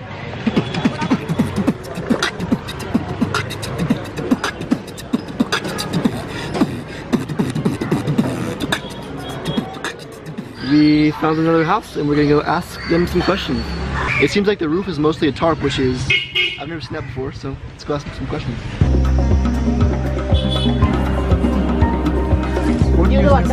Thank you. And how many people live in this family, in this house? 7 people in family. 7 people in the family? Yeah. Oh. They like it here. They don't want to leave. They like it.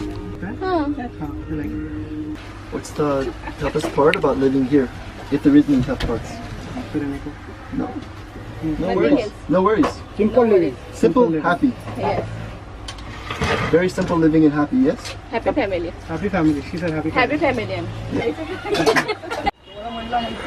Surprisingly, I mean, these people are very happy. They have a very simple life, but you know, even though they have not the best roof or infrastructure of their house, you know, these people seem to be very happy. They have no problems or no complaints.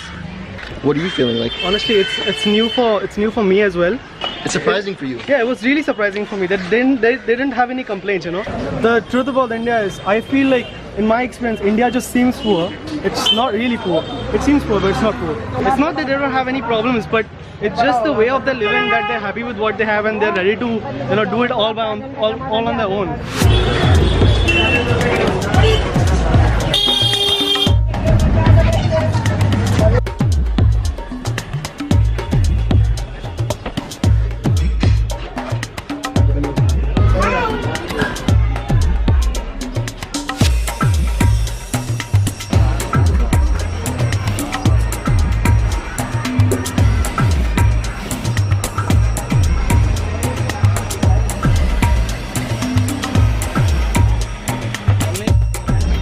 So the people that were working in that shop making the garments make about $1 an hour or $10 a day.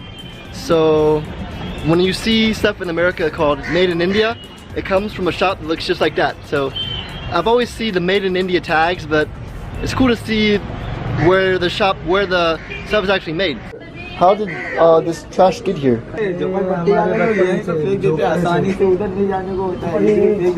For years and years, like people just come, nowhere to put the trash, so they just, yeah? Do you not get tired of like the stinky smell or the flies?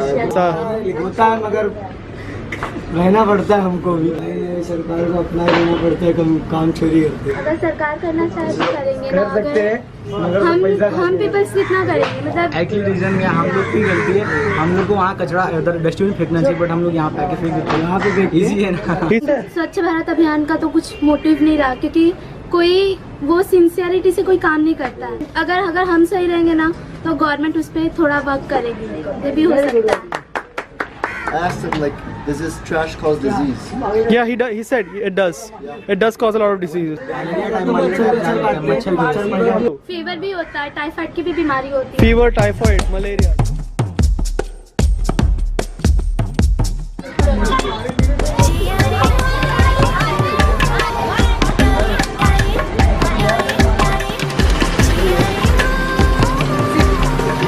I'll try one. Very kind. How many people in the family? मतलब mummy papa भाई बहन सब And how long have they lived here? हम लोग यहाँ total 9 साल हो गया 10 साल होने आए हैं And how was your experience living here? Do you like it? अच्छा लगता है क्योंकि हम मतलब बचपन से रह रहे हैं यहाँ इसके लिए If they got the opportunity to like move to somewhere else, they would stay here. हम इधर ही रहेंगे क्योंकि हमें अच्छा लगता है कि हमारे जो भी दोस्त थे हम जो भी है इधर ही मतलब सब बहुत सालों से रह रहे हैं इसके They have no problems here. Like they're happy with what they have. It's pretty small for 7 people, but they're happy with it. हाँ हम खुश हैं क्योंकि हमें चल जाता है एकदम आदत पड़ गई They don't have much space, but they don't need much space. They're happy with what they have, just like everyone else here. Yes, that's right. Is there any challenges or any hard parts about living here? हाँ पानी की भी रहती है हाँ मेरा पानी का problem What kind of water problem? बारिश के टाइम में बिजली लाइट का क्योंकि अब मतलब पानी मतलब बहुत कम मिलता है हमें मतलब टाइम में पानी आता है इधर इसके लिए मतलब कम मतलब घर में वॉशरूम नहीं है जिसके लिए हाँ सो मतलब बहुत लोग है मतलब जो बनवाया घर में वॉशरूम वाला How comfortable are they living here, like financial wise? Did they ever struggle money wise? हाँ तो तकलीफ तो बहुत हुआ है ब्याजी रुपया लेना पड़ता है बीमार क्या बोल नेचुरली मतलब मेरे को ऑपरेशन हुआ था ना तो उसके लिए मैं 1.5 लाख उधारी दी How often do they have to worry about money? Tension ले लेकर तो बीमार पड़ जाते हैं So right now, even though she feels tension, she's okay and happy. अभी क्या करूँ खुश नहीं रहेगा बच्चे लोग के लिए अपने से खुश रहती नहीं टेंशन हो जाएगा तो बच्चे लोग भी टेंशन लेगा नहीं ज्यादा टेंशन तो यही बच्चा देता है ये सुबह से निकल जाएगा शाम को सर आएगा तो कैसा कैसे यही फराटिया है बच्चा मेरा यही नहीं सही है तो टेंशन हो जाता है ना निकल जाएगा तो माँ के बोलना चाहिए ना किधर है कि अभी आप लोग मेरा जैसे लड़का जैसा है न कि हमारा भाषा नहीं समझ में आ रहा है न कि इसको समझ में नहीं 12 या 10 के पेपर में दिया ये लड़का मेरा समझता नहीं थोड़ा भी इधर किधर भाग जाता है 3 बार बाहर निकल के गई लेकिन इसको पाई नहीं मैं अभी 10 दिन का दिन होता है मेरा बड़ा लड़के मेरे कभी नहीं जाते हैं लेकिन यही आरामी है She doesn't like that he roams around the whole day. Very young. निकलेगा तो एरिया कैसा है एरिया अच्छा नहीं है नहीं है ऐसा करता है अभी साथ में रहेगा तो आपको साथ में बोलेगा कोई भी गलत है तो आगे मेरा ना आस गिर रहा है ऐसे सहल के थोड़ा गिरता है फालतू में।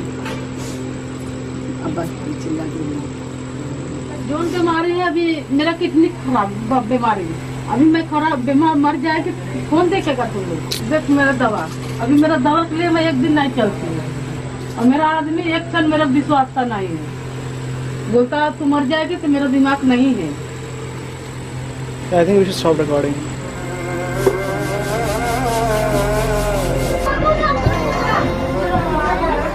In that house, I didn't feel like the real problem was the child going out and coming late home. I felt that the real problem was the mom worrying. So this is a case in all Indian moms, in all Indian parents. They worry about the children too much. I mean, you wouldn't see that anywhere else in the world. Sometimes it just gets too heavy on their shoulders. It's like a burden to them, that tension. They're not able to live their life the way they want to. Their life becomes the children's life. Our house is ahead. Yes, we will go there soon. You live here? Yes. What is it like living here? अच्छा लगता है। अभी हम बचपन से यहाँ रहे हैं तो हमें आदत हो गया है सब। How many people sleep here? 4 लोग आराम से सो रहे। Easily. Yeah, that's what she said. आ जाना अंदर कमरे। This has to be probably the smallest house I've ever seen. Yeah. Especially for 4 people. Yeah. They're a little cramped, but you know they make it work. अगर ये यहाँ पे लेटेंगे तो कहाँ तक इनका पैर जाएगा? She's saying this is type for just me, one person. Yes. I don't know how 4 people sleep here. Do you have room for one more tonight? क्या आज रात को? आराम से शिफ्ट हो सकता है सब कुछ। She's saying we can make room for you. Yes. हाँ आराम से सो सकते हो, खा सकते हो। तो आपको सीरियसली यहाँ रुकना है? Are you serious? I'm dead serious. Okay रहने दे, रात में मिलती हूँ मैं आके। 8 बजे। Can we go see her house? आपका घर देख सकते हैं? हमारे आगे आ सकते हैं? हाँ आ सकते, देख सकते, लेकिन मेरा घर बराबर नहीं है। नहीं कोई बात नहीं। Let's go. Let's go now? Yeah. Okay. We will be back. And so, how long has she lived here? 30 साल। And it's very small, but she's okay with it. Yeah. कहाँ पे काम करते हैं? Balkeshwar house keeping. And how many rupees? 7,000। She's lived here for 30 years, so she doesn't want to leave. She likes the community here, just like other people. Even though it's very small and like not the cleanest, they still like it. They still like it. That seems to be the story with everyone. Yeah. It's like it's not the cleanest place, it's not the biggest place. They make it work because they like it here. Exactly. They don't want to leave.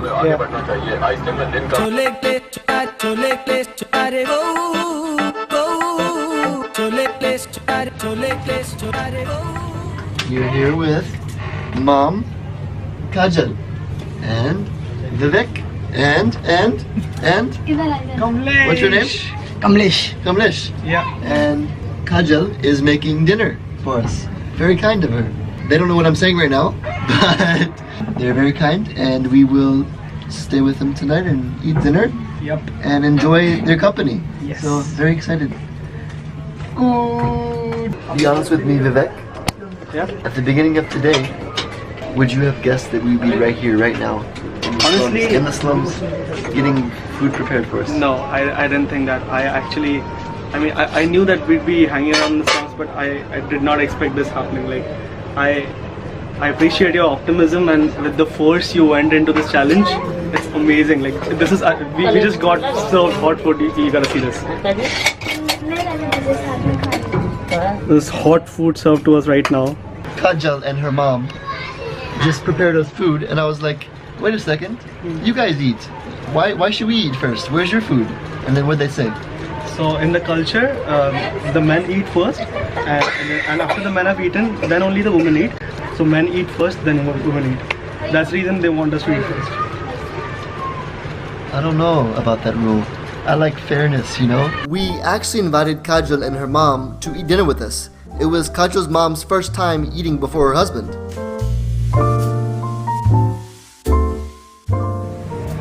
Here we are. Somehow our friends gave us a place to sleep in the slums. It's like a small little box room that'll do the job, you know? What else can you ask for? Truly. Put out good energy, you receive good energy. You know, put out kindness, you receive kindness.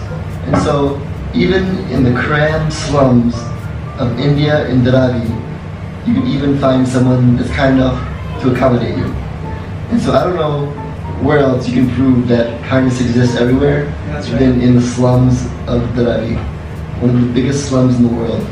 But this adventure is not actually over yet. We have a surprise for a couple of these families tomorrow. Yeah, in the morning. It's going to be good. In the morning? It's going to be all smiles. You'll find out what that is tomorrow morning. But for now, we're here to enjoy our luxury little box here in the slums of Dharavi. Good night, guys. Good night. See ya.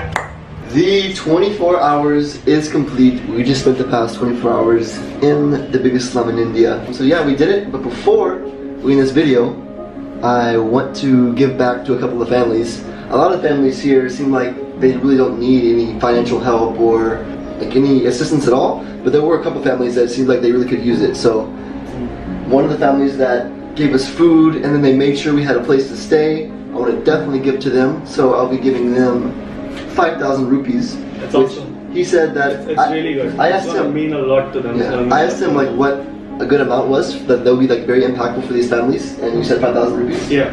You think that that'll be enough? That'll be amazing. Like they'll be forever grateful for that. Yeah. And they'll remember you for a long time.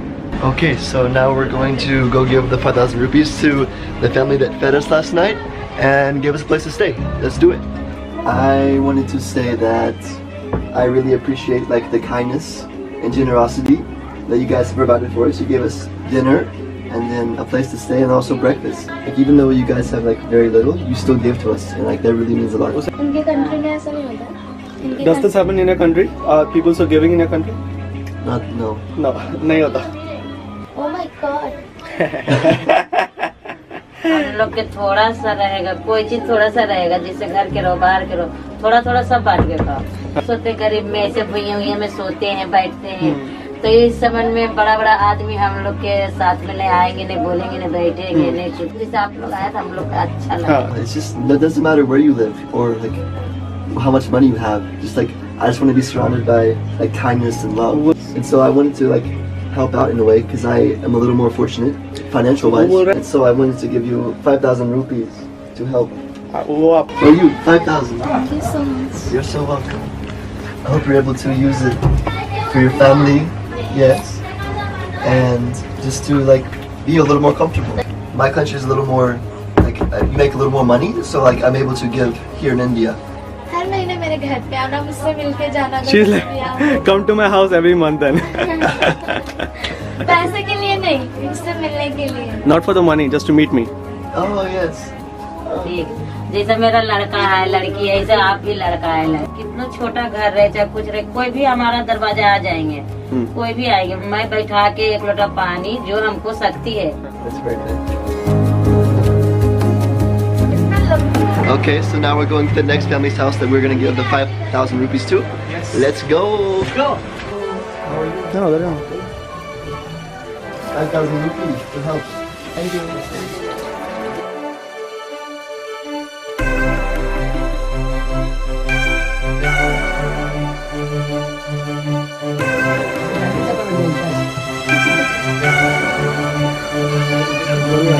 Okay, that is it here from the slums of Dharavi. The final conclusion is these people don't have much, but they're happy with what they have. So I just want to make it clear that this is not what all of India is like. This is just a very small percentage of India, and there's a lot of beautiful places in India. This is just a very small percentage, right?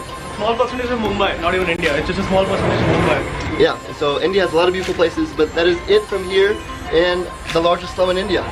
Thanks for watching, and I'll see you in the next video. Peace.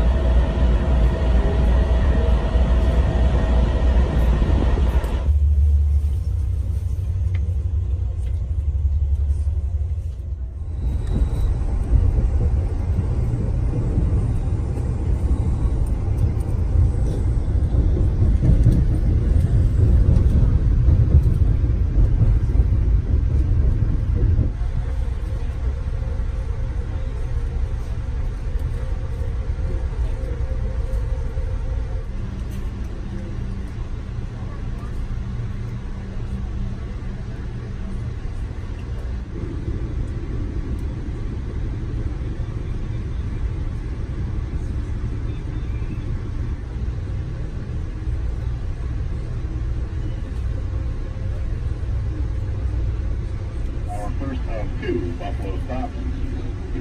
About 50 minutes to Buffalo to Pew. Buffalo H.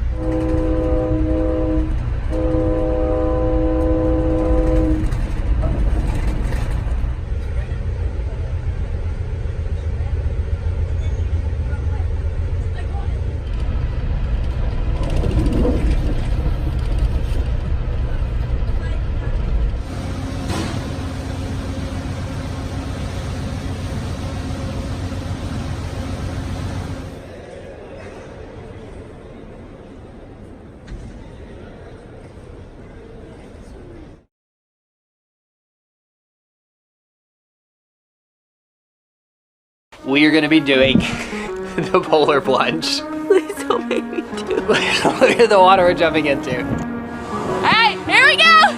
Polar plunge in Antarctica! Oh!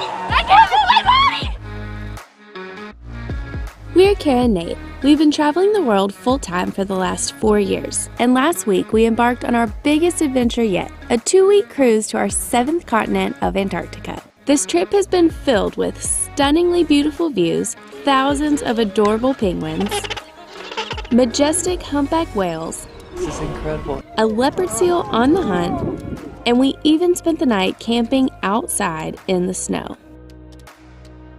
Over the last week, we have shown you the highlights of our Antarctic cruise, but what we really want to do in this video is give you a feeling of what it's like to spend a day on board a cruise ship here in Antarctica. The ships that make their way down here range anywhere from tiny sailboats to giant cruise ships, and this ship that we're on can hold about 100 people. Basically what I'm trying to say is that all of the cruises that come down here are obviously going to be a little bit different, but this should give you an idea of what it's like on what would be considered a small ship cruise.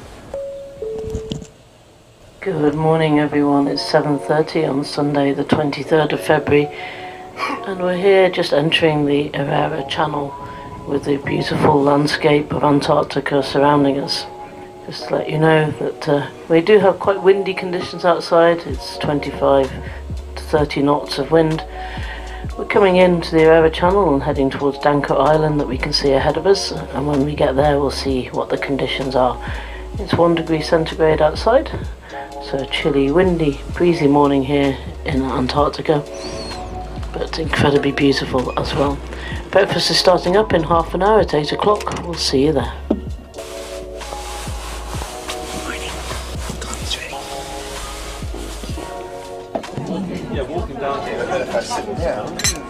After a quick breakfast, it's time to get ready for our first excursion. It is about 1 degree Celsius outside with 25 knot winds, so we are going to show you how we get dressed when we go out in Antarctica. Starting with our thermal layer. We'll build from the bottom to the top. We both wear 2 pairs of socks, a thin one that goes directly on our foot, and then a thicker one on the outside for more warmth. Then I wear a pair of lined leggings on top of my wool thermals because I'm really bad at being cold. While Kara doubles up on the base layers, I go directly for the waterproof pants, which are required because Antarctica. there can be a lot of spray when you're going out in the Zodiac. Bit of a workout. Both usually sweating by the time this is finished. After the pants, I move on to my second base layer, which is just slightly thicker than my thermals. And then once again, I put on quite a bit more than Nate does. I have 2 wool sweaters and then a 3rd really fuzzy sweater, just in case. I don't think I appreciate it how many more clothes you wear than I do. Is that all you wear for real? Yeah.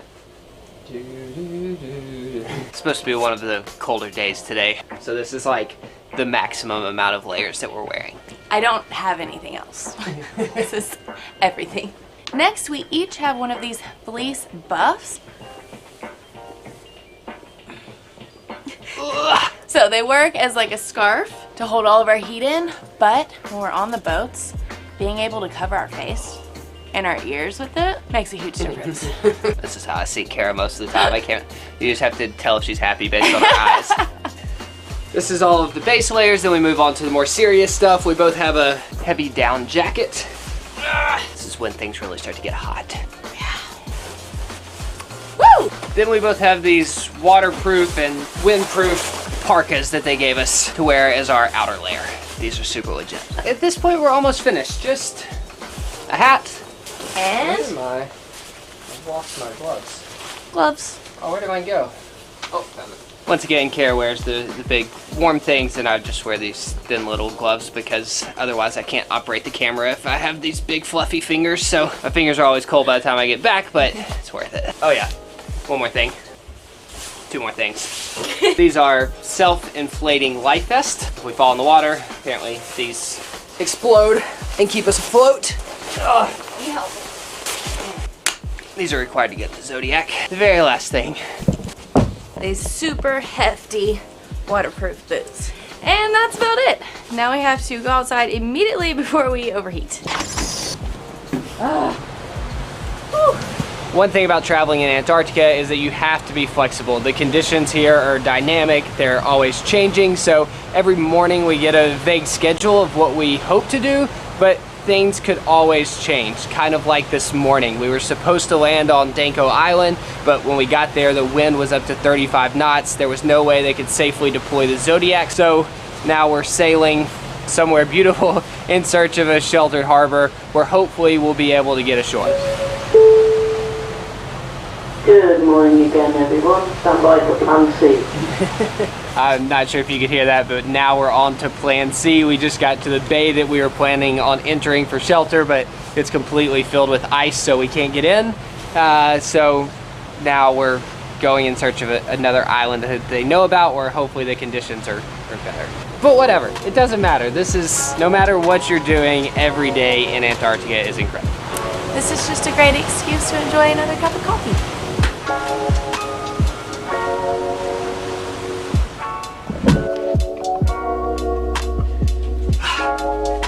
Okay. Massive change of plans. The weather has gotten a lot better, but no excursion this morning. As you can tell, I'm dressed slightly differently. We are gonna be doing the polar plunge.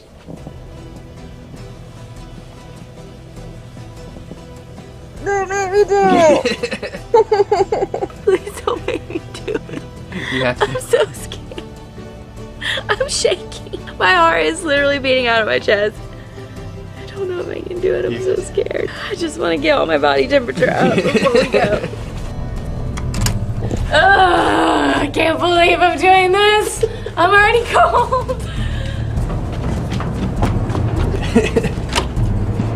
Just look at what's surrounding us right now. Look at the water we're jumping into.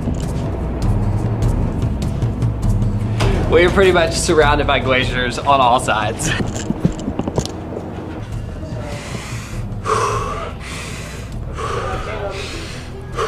What are you doing? I don't know, I've heard this is supposed to help.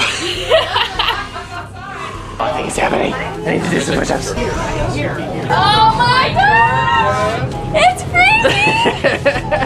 Oh my god! Oh my god! So many people! This feels so wrong. Normally we're bundled up with all of our layers as we walk down these stairs. And now I'm in a bathrobe. Oh my god! Wow! Can I have one before and after?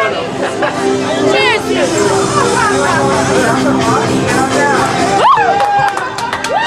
This is the best spot there's been on the boat all week. It's time.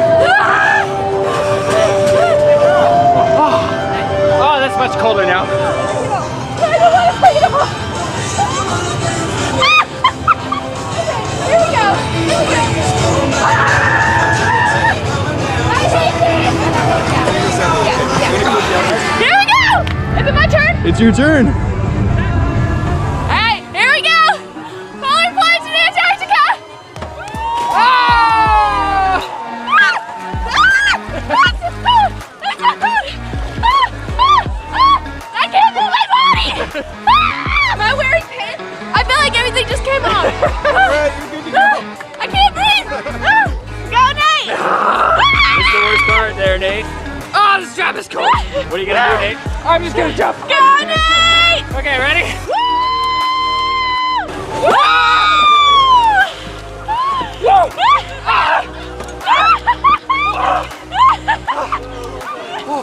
It's so hot. I feel hot. Is your body on fire? I have the world's biggest brain freeze. I'm very proud of you. Thank you! Thanks for making me do it. How long have you been driving this? Literally since the moment we stepped foot on this ship. Cheers!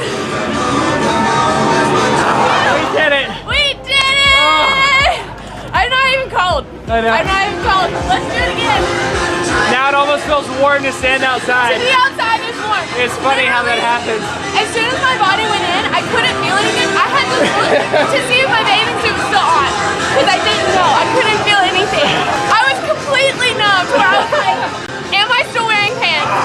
That was nuts!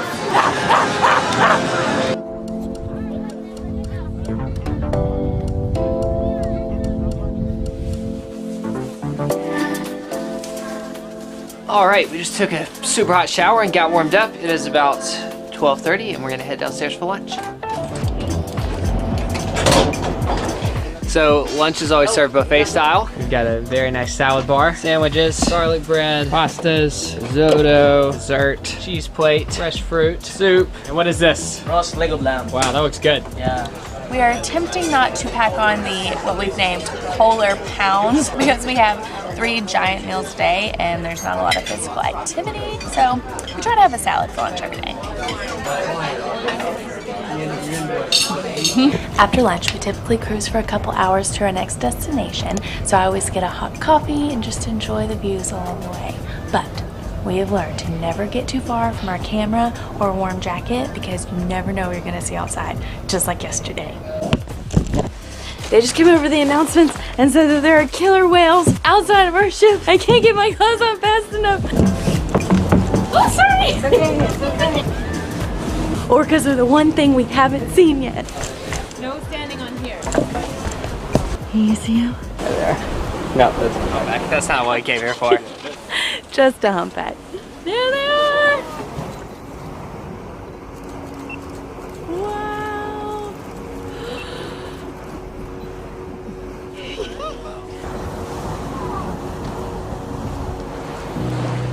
Oh, wow! It's amazing.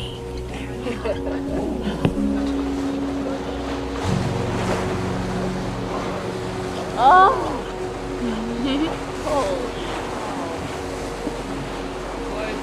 Oh, there's no 4. There's 4 out there now. It's an orca party! Yay!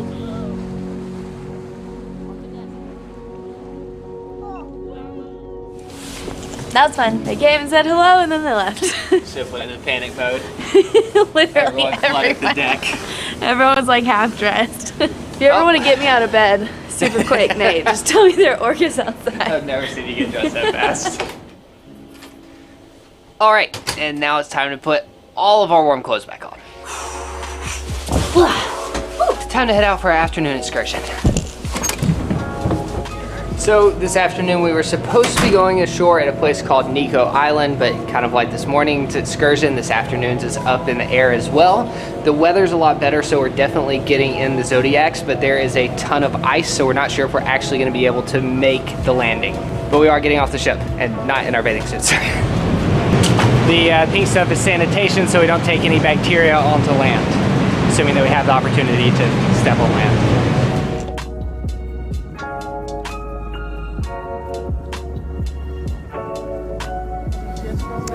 Penguins! Look, they're just hanging out on top of the water.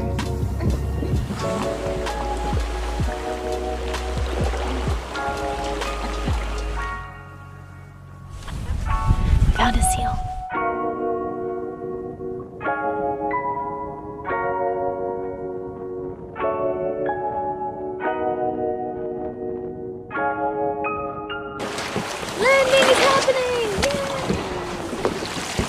made a spontaneous landing on this rock. So due to the ice, we were unable to make it to our planned landing spot, but we have managed to step foot on the continent today. This might have been the best day to film the day in the life video since everything's gotten a little messed up. We've had 12 excursions so far, and 9 of the 12 have gone as planned. So normally we're either climbing a mountain, hanging out with a ton of penguins, watching whales, touring a research base, stuff like that. But today we've got about 50 meters of rock to play with, and a couple penguins. But we have learned that this is the last time that we'll be stepping on the continent of Antarctica. The rest of the time we'll just be bouncing around to the islands, so we're soaking in this little piece of rock.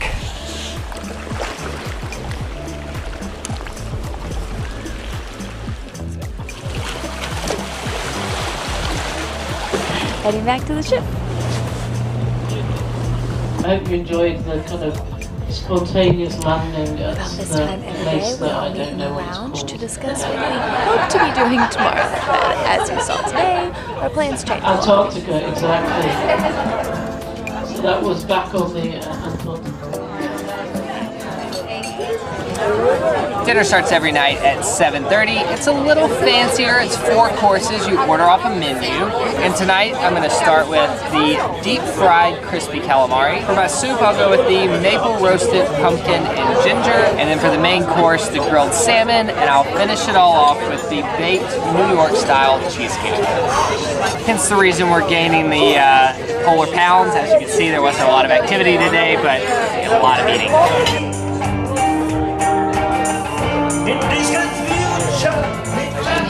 After dinner, most people filter up to the bar where Randy plays us live music.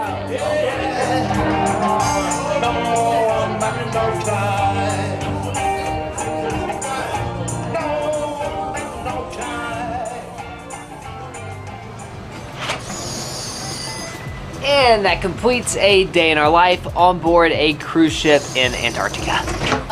Except for the polar plunge. That is a once-in-a-lifetime thing. Also, if you've never made it to the bloopers portion of our vlogs before, today would be a great day to start because I think my favorite blooper that has ever occurred happened today in this room.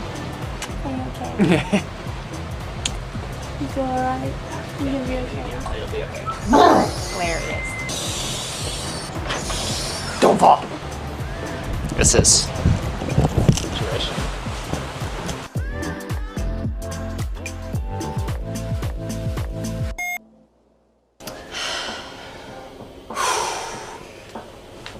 Oh gosh. Are you okay?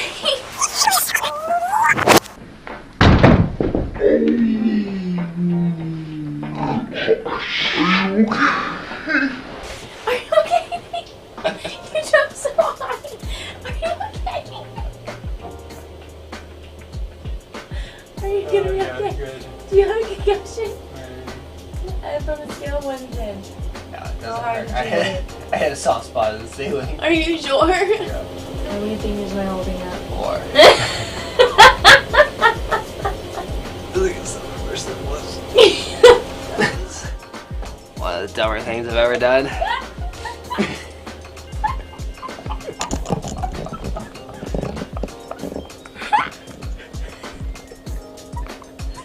Now that you're okay, I think how funny it was. I was really nervous and now it's all getting out and crying. Oh. It was so loud. It was supposed to be like jump out, spin a circle. We were gonna have all of our clothes back on. It was gonna be a cool transition, but.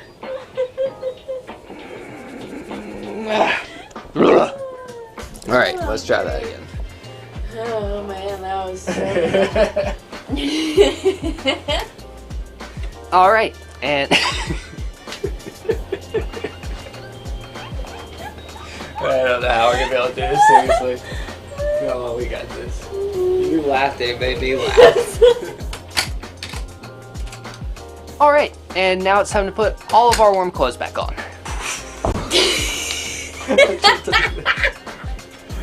I was holding my laugh so hard. I think I was smiling the whole time. That was funny. Also, yes, we did the polar plunge twice each. One for video and one for photo. So Hope you appreciate the photos as much as the video. I'm kidding. Nate didn't even have to make me go the second time. I was so worked up that I wanted to go a second time. Isn't that crazy? Antarctica will make you do crazy things. Okay, good night. Hey! Hey! Hey! Let's go! You're so mean!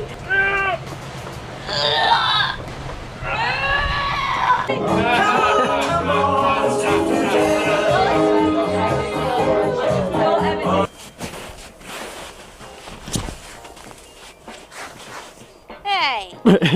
Quick Antarctica packing tip. It's very important that you invest in really high quality waterproof protection for your expensive camera gear, or you can just save your duty-free bag.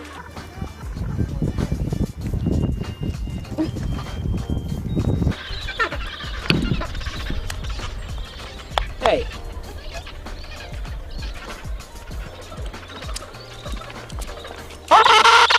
Is it recording? I don't know. Yeah, it's recording. Welcome to the vlog. We're here. Hola. We're so excited. Brian, get in the vlog. I'm in the vlog. So is Ben. Hola. This is our present video to you. And here you are, over here. Kayaking in Antarctica. You know, how do you stop the recording? How do you stop recording?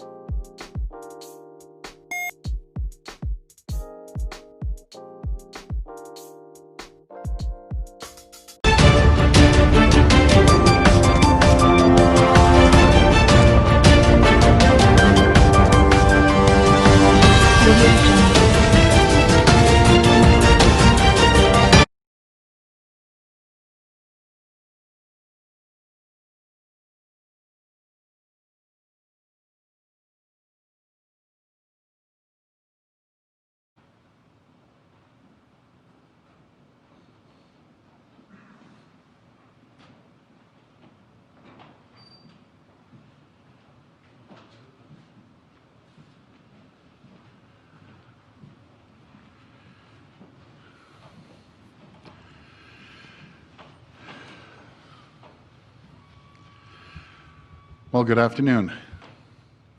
It's been a difficult start this fall. It's been tough on all of us. And unfortunately, we're not out of this yet. We're in the middle of a global pandemic, the worst we've seen in generations. And protecting our communities requires difficult decisions to be made. I've said I'd never hesitate to take action if it means protecting your health and well-being to protect the safety of our province. But before doing so, I've always said I have to see evidence, and I've been firm on that. Last night, our top doctors and health experts did exactly that. They presented me with brand new data from this week. At my direction, earlier today, Dr. Williams and Dr. Brown presented the latest data and outlined the justification for new restrictions in hotspot regions. My friends, you know exactly what I know. You've received the same briefing that I received last night. In the last week, the pandemic has picked up speed at an alarming rate. My friends, the situation today is extremely serious. On September the 1st, we had just over 110 new cases. 5 weeks later, today, we're at 939 new cases. As we post record testing numbers, the percentage of people testing positive is rising too quickly, with some communities showing as high as a 10% positivity.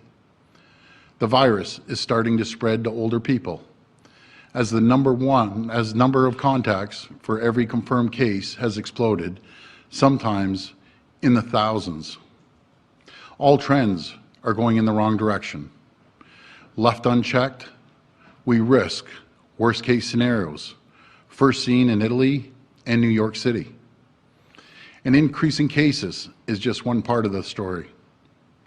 We're struggling to see early signs of further spread in long-term care. This is something we must avoid at all costs. And as long as this virus is spreading At the rate in the community, our long-term care homes remain vulnerable. Hospitalizations and the number of people in intensive care have increased by 250%. If current trends continue, Ontario ICU intensive care units admissions are predicted to more than triple in less than 30 days. Our hospitals will be overwhelmed, and we can't let this happen. Friends, we have to do everything possible to avoid widespread lockdowns, and we cannot go back to stage 1. We need to keep our schools open and protect our long-term care homes. That's our top priority. Nothing matters more. We need to play the long game by making difficult decisions now. We can flatten the second wave. We can get the economy back stronger and sooner. So I convened my cabinet this morning to review the new recommendations from our health experts. The health officials have made a number of recommendations, and we've accepted all of them.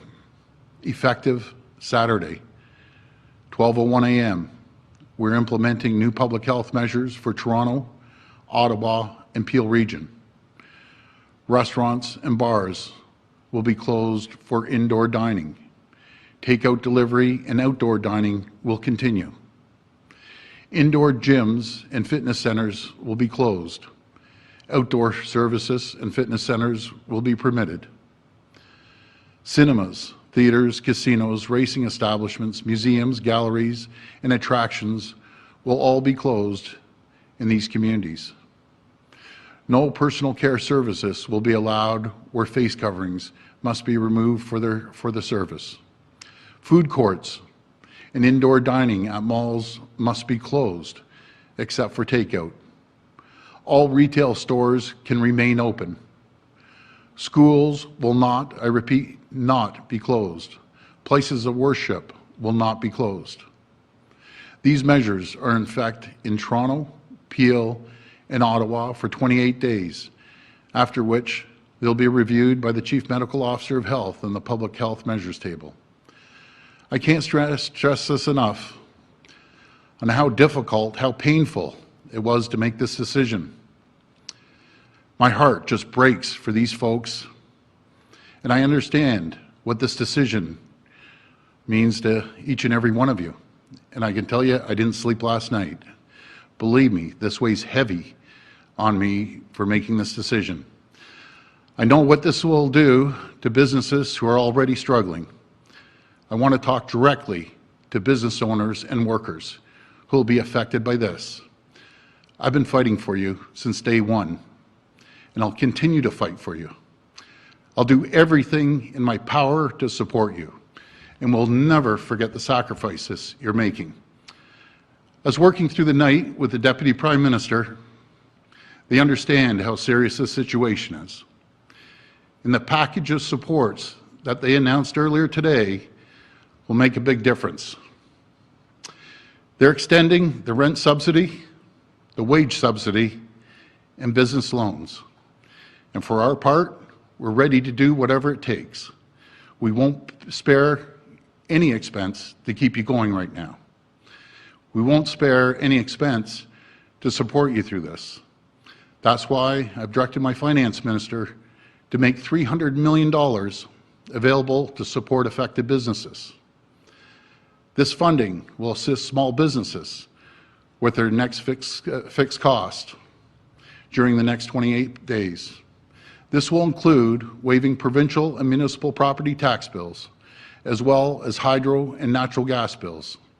This money will be made available as soon as possible, and we will release more details in the coming days. These temporary measures will help, but every one of us right now, we need to rally around these small businesses. Please support them as much as possible. Please order takeout. We can all play a part in supporting our restaurants through this difficult time. My friends, this is a serious situation. I'm asking everyone to make responsible decisions to keep you and your families safe this holiday. We must do everything we can to stop this surge and keep everyone safe and healthy. I assure you, we can get through this by supporting one another, by looking out for each other, and by following the public health rules that keep us and our loved ones safe. I want to thank you. Thank you from the bottom of my heart, and God bless the people of Ontario.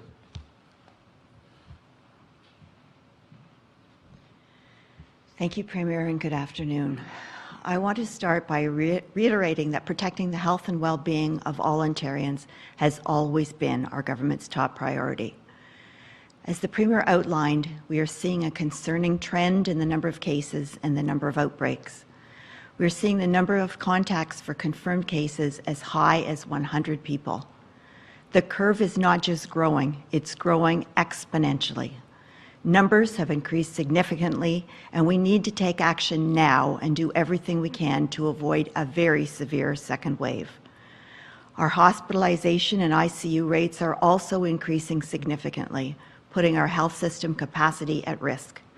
And we are extremely concerned at the risk of community outbreaks spreading to our long-term care homes and other vulnerable congregate settings. We need to stop this dangerous trend in its tracks.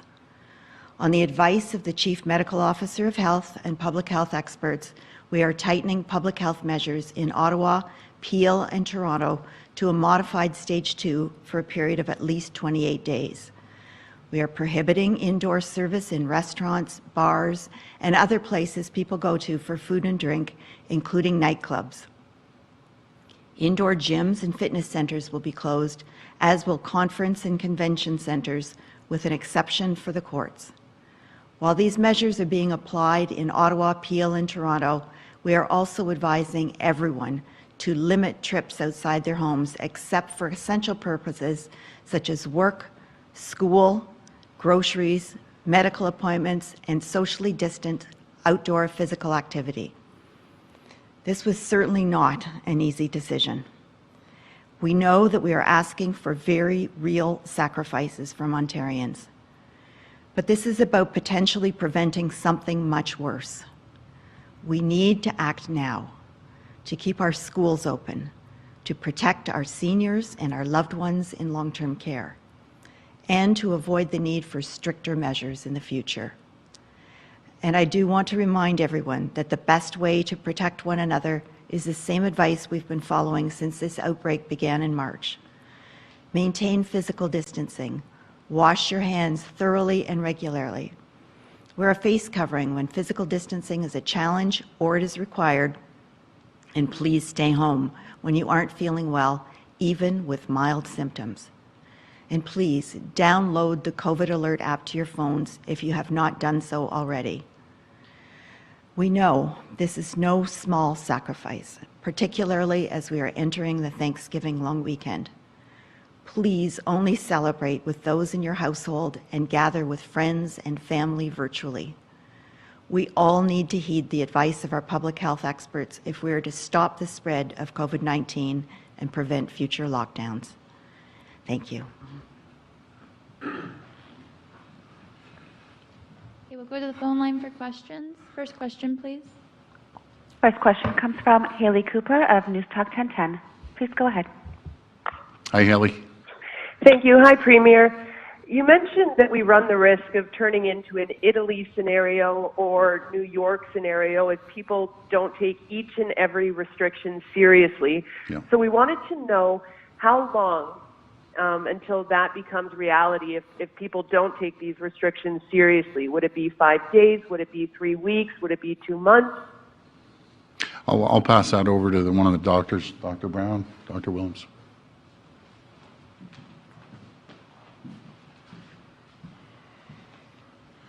Thanks. As we mentioned earlier on in the technical briefing, the first threshold that starts to limit access to care happens within 30 days under any scenario, and under the worst case scenario happens much quicker than that. After that, it really depends on how quickly the pandemic accelerates, but it's a matter of weeks and days, not a matter of months. Follow-up? Thank you. And my follow-up, has there been any talk about locking down the most at risk, so seniors and those with serious health issues, and limiting their exposure to the public as a way of keeping them protected and perhaps not having to shut down large communities and sections of the province? Great. I'll turn that over to Dr. Williams, actually.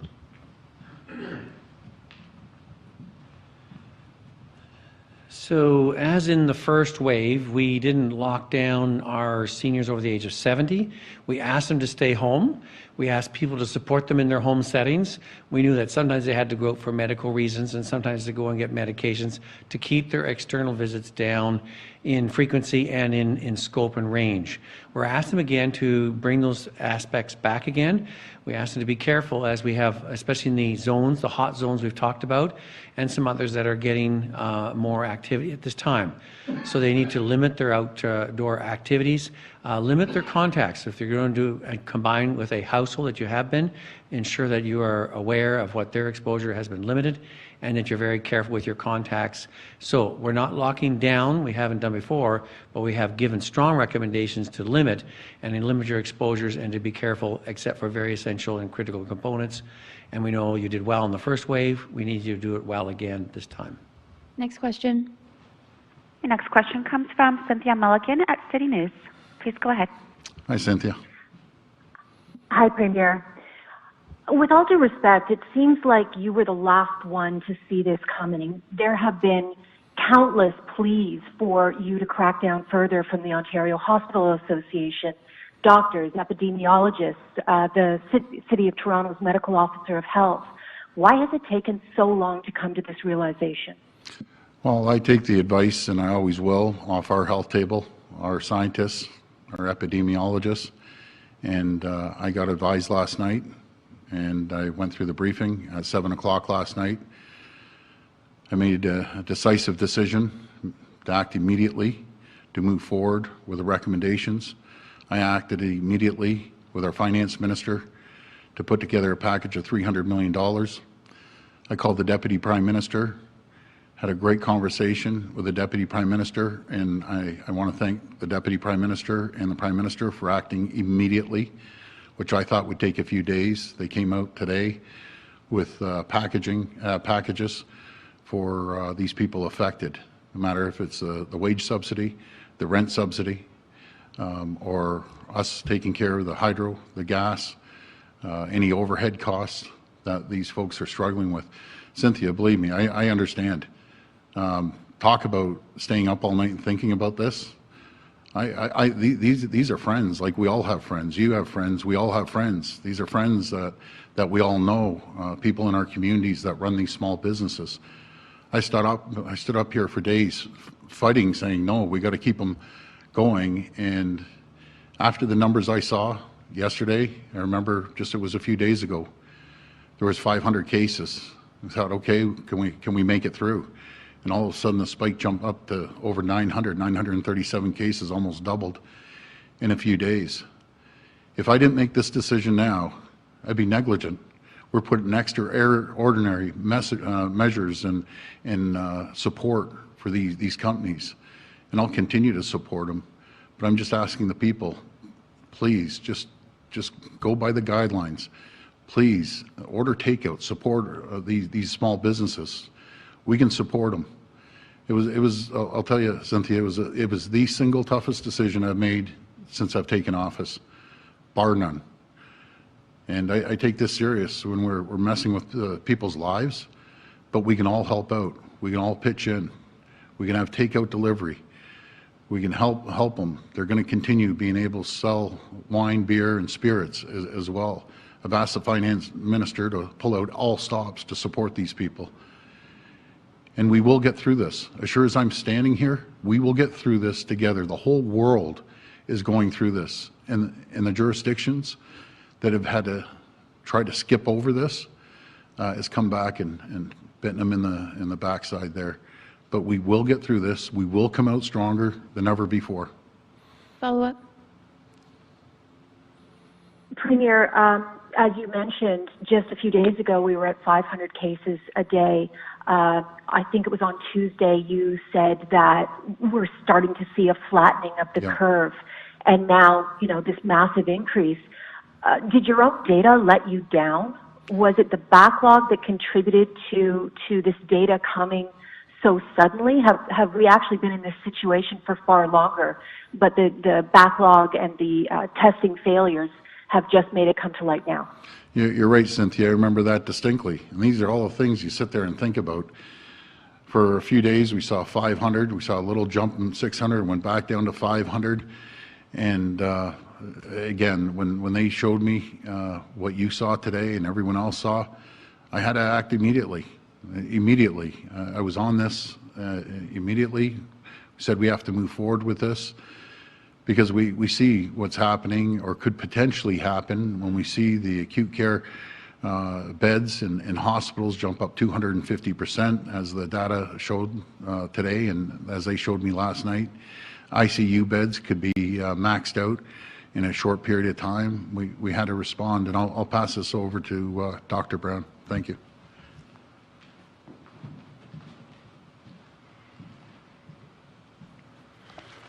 The data that we showed last week did show a trend upwards. The data that we're showing this week is showing an acceleration of that trend.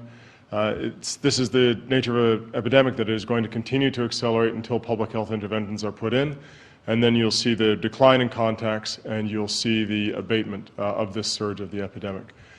Without at any point, the public health interventions will reduce the trend upwards. And at this point, we brought back new data that showed a substantial increase around testing data. It showed a continued spillover into older age groups, and the ability to kind of look at some more detailed data as well. Next question. Next question comes from Travis Danrash at Global News. Please go ahead. Hi, Travis. Hi there, Premier. How you doing? Listen, I know that you were trying to avoid this, and I detected that you were getting a bit emotional there when you were talking directly to business owners. You said that you were up all night thinking about this. I'm wondering if you could tell us what you were thinking about, and ultimately, what was the red line for you when it came to that data that you looked at? Well, appreciate the question, Travis. You know, just like yourself and everyone in this room, everyone I'm talking to at home has their favorite restaurant. In our case, I get around quite often around the province and talking, and everyone seems to have my number and they're calling all night saying, you know, please help us. So that hits you in the heart, believe me. Trying to help these people that work day in and day out, work 18 hours, and they're holding on, and then I get this news, and I'm the guy that has to make the decision. Talk about weighing on you. Yeah, oh man, you have no idea.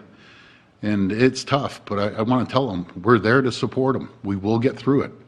I promise you, we will get through this together. I will be there beside you every step of the way. Our government will be there. The federal government will be there. And most importantly, I truly believe, as we've done from the beginning, the people of Ontario will be there to support you. I've had calls this morning from other premiers asking for help, asking for support. You know, they'll give us the support. Everyone stepped up. But yeah, it's tough. I started off in a family business, so I get it. And these restaurants are small, mom and pop shops in a lot of cases, and they need our support. And I'm here to tell you, I'll do whatever it takes to make sure I'm there 24/7. And that's why we put out $300 million immediately. And that's why, speaking to Christia last night, I said, whatever it takes, we need to support them, and she agreed 100%. I know my finance minister made the call as well. So it's tough. I'm going to pass it over to the finance minister on some of the areas that we're going to support these small businesses for. Thank you, Premier, and thank you, Travis. So the Premier a number of weeks ago asked that we work on a plan. Obviously, there was the potential for this to happen. We've been in discussions with the federal government as recently as last night, and as the Premier mentioned, speaking with the Deputy Prime Minister, I know that the Deputy Prime Minister was quite moved by the Premier's saying, you know, we need to get this done now. And again, I commend her and the Prime Minister for not just talking but acting. In terms of our specific supports, we have been working in terms of property tax. I spoke to Mayor Watson, Mayor Tory, Mayor Brown today about the mechanism to make sure that both the provincial and municipal portion of the property tax can be rebated, and they are on side for working with us on that. My colleague, Minister Rickford, the Minister of Energy, has also been working on plans on how energy costs, whether they be natural gas or hydro, can be either rebated or covered. So that $300 million, I have to say, is also not just for any community. It happens to be today for the communities that are affected by these advanced public health measures. But we have to understand that we are in the middle of a pandemic. We could see the expansion of these public health measures at some point. We are hopeful that it won't happen, but it could be now, and it could be sometime between now and when the vaccine happens. So this provincial government will be there. We'll work with whether it's our municipal partners or our federal partners to make sure that the businesses get the support that the Premier asked for. Follow up. Okay, thanks, guys. Now, my next question for Premier Ford. So, Premier, considering where we are right now, what do you think went wrong here? The vast majority of the country is moving forward. They have not had to re-implement lockdown measures. Ontario has. Now, Dr. Williams has put the blame on the public. You have said, however, that the vast majority of people in this province are doing a good job. Is this completely the public's fault, or does your government take any responsibility? And do you think that you have been getting the best advice possible from the health table? Because at times it has contradicted what local health officials have said and advised. Well, I appreciate the question. I always look at the province that's probably the closest size, closest jurisdiction to us, and it's Quebec. Their numbers are even higher than ours. They've had to do a lockdown in Quebec City and Montreal. But again, Travis, this isn't an easy decision. I have to go on the best advice that is given to me. I have full confidence in Dr. Williams, Dr. Brown, Dr. Yaffe, Dr. Heyer. There's a whole team, and I've always said this. It's not per se Dr. Williams by himself. I know he consults with many, many other professionals, be it epidemiologists and scientists and everyone in the health community. And once they give me that information, then I have to make a decision. I have to do it immediately. And I'll pass this over to Dr. Williams to follow up. Thank you.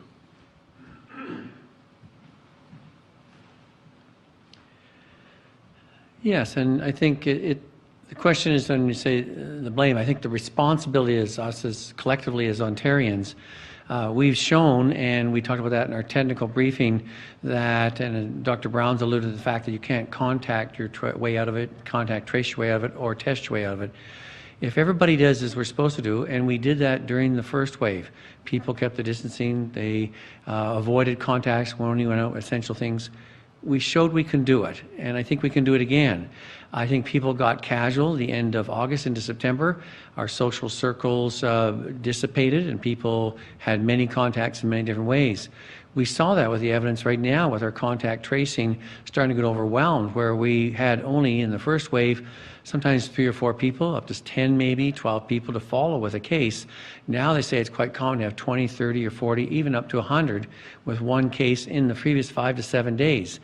That's just not acceptable. Is it blaming public writ large? I think, as the Premier said, a lot of our Ontario citizens have stayed the course. Most of our areas in Ontario have less than 5 cases per 100,000, and they're doing that. So they're continuing to do well in that. We've had some difficulty in some of our urban dense areas, our 3 primary ones right at the moment, and some of the surrounding ones. And I think there's a lot of people in those areas are doing what they need to do, but they do need to make sure it's a coordinated, a consistent approach by everyone. And as the Premier said, we can bring this down. And that's why we're bringing these steps in now, that we can reverse this, even hopefully within the 28 days, and that these closures can be considered to be reopened again. We can collectively do this, I believe that, and I think that everybody has to do their part. It's not just someone else's job, it's our job collectively. We did it, we can do it again. Next question. Next question comes from Sean Jeffords of the Canadian Press. Please go ahead. Hi, Sean.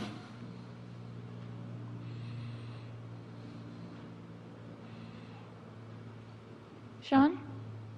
Oh, we'll go to Colin. Please go ahead, Colin. Hi, Colin. Oh, hi, good afternoon, Premier. During the first wave, many of the measures were only possible under a state of emergency. You ended that state of emergency over the summer and transferred the powers to your own government. I'm wondering, do you actually have the authority under the current legislation, Bill 195, to do some of the measures that you're doing right now? And are we back in a state of emergency? We do have the powers. We checked with legal, and they said we do have the powers, but we have to move forward as quickly as possible on this, Colin. And I wish we had more time to sit back and debate and go back and forth, and but we don't. If we don't act now, it's going to get worse. And if we don't act now, we're going to be in much worse shape in a week down the road or 2 weeks down the road by closing things down. And if you don't mind, I can pass this to the Minister of Health, and I'd appreciate that. Thank you. Well, we do need to take the steps that we're taking now. We do have the legal authority to do that. But as has been emphasized by Drs. Brown and Dr. Williams, that if we don't take this action now, the situation could overtake us, and then we would have to impose a complete lockdown over a much longer period of time. So do we want to do what we're having to do now? No, of course we don't. But it's counterintuitive, I know, to say it, but it's going to be better for our economy if we take these steps now rather than wait until the situation spirals out of control. Then we'll have to take some very stringent measures over a further period of time. Follow-up? Thank you. And Premier, sorry, just to re-ask the second question there, do you believe that Ontario is currently back in a state of emergency? I wouldn't say they're in a state of emergency at all. There's three areas, be it Ottawa, Peel, and Toronto, that are facing some real challenges right now. But this is not a full walk back to stage 2. It's a partial walk back per se. We still have the retail malls open, still have businesses open. It's just certain areas that we need to close. But in saying that, we need to support them as well. Next question. The next question comes from Rob Ferguson from the Toronto Star. Please go ahead.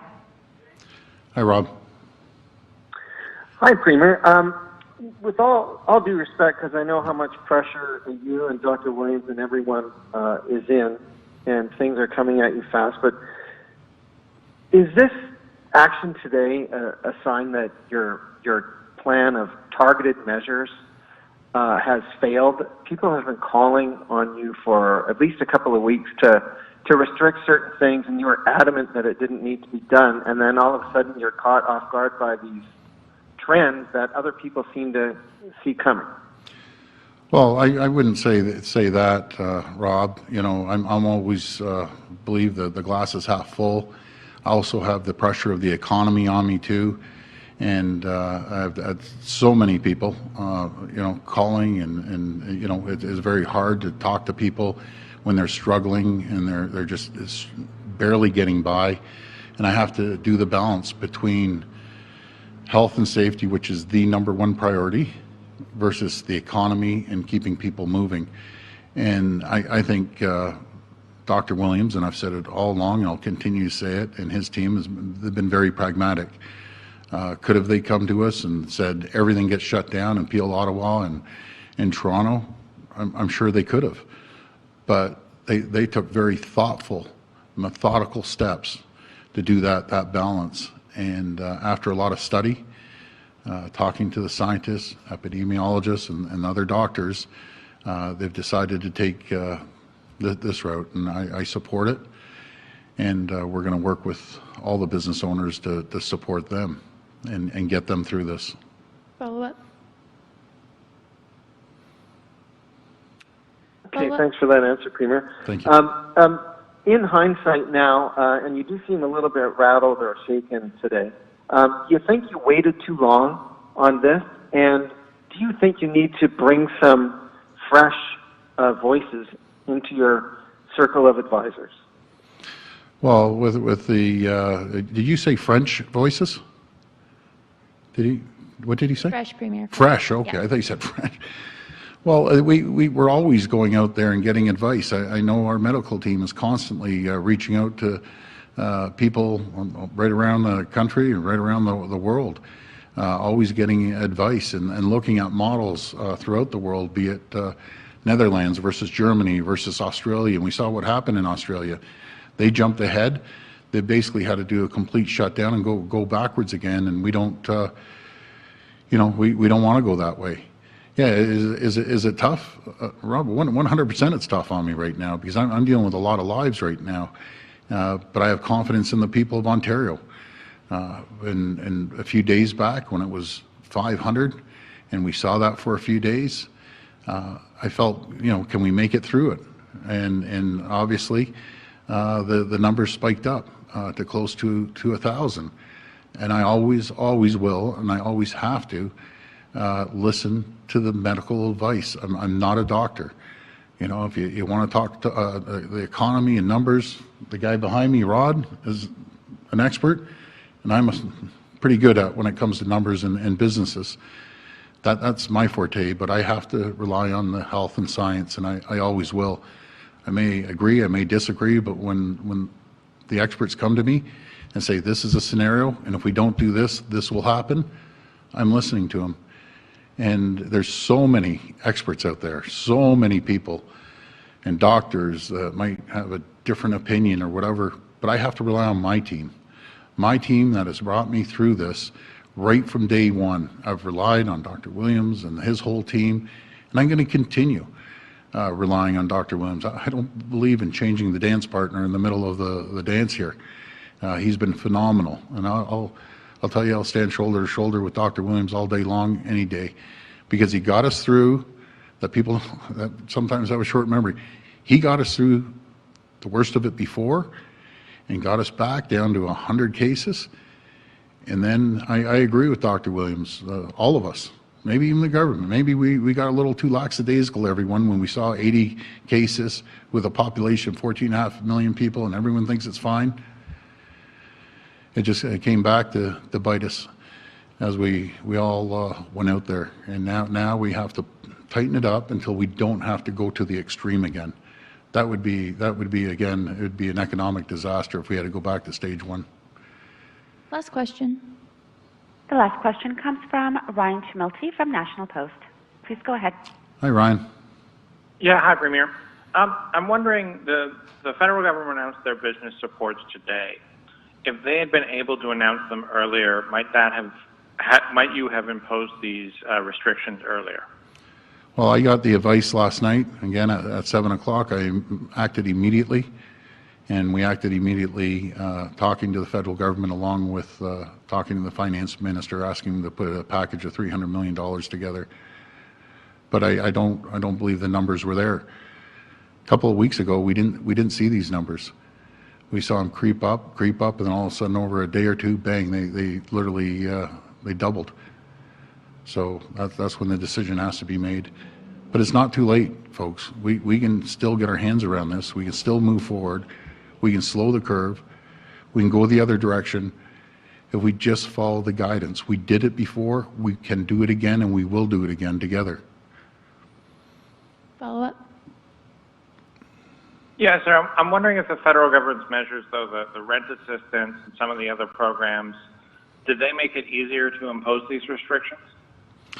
No, I had to go with the health advice. Now, I've been talking to the Deputy Prime Minister frequently, and the exact figures weren't given to me last night. What the Deputy Prime Minister said, we will be there, we'll support you. When I spoke to the Prime Minister, we'll be there, we'll support you if you have to make tough decisions. And that's what a true partnership is. And they've been true partners from day one. Anything we've ever needed, any request we've ever had from the federal government, they've gone above and beyond to support not just us, but the entire country. And the speed the Deputy Prime Minister moved on is staggering. It's not always easy to get packages through government, even if you're Deputy Prime Minister or Premier. There's processes that we have to follow. And I just, again, want to thank her for moving so quickly. Thank you, everyone. Thank you, everyone. Please have a very safe Thanksgiving, and God bless you and your families. Thank you.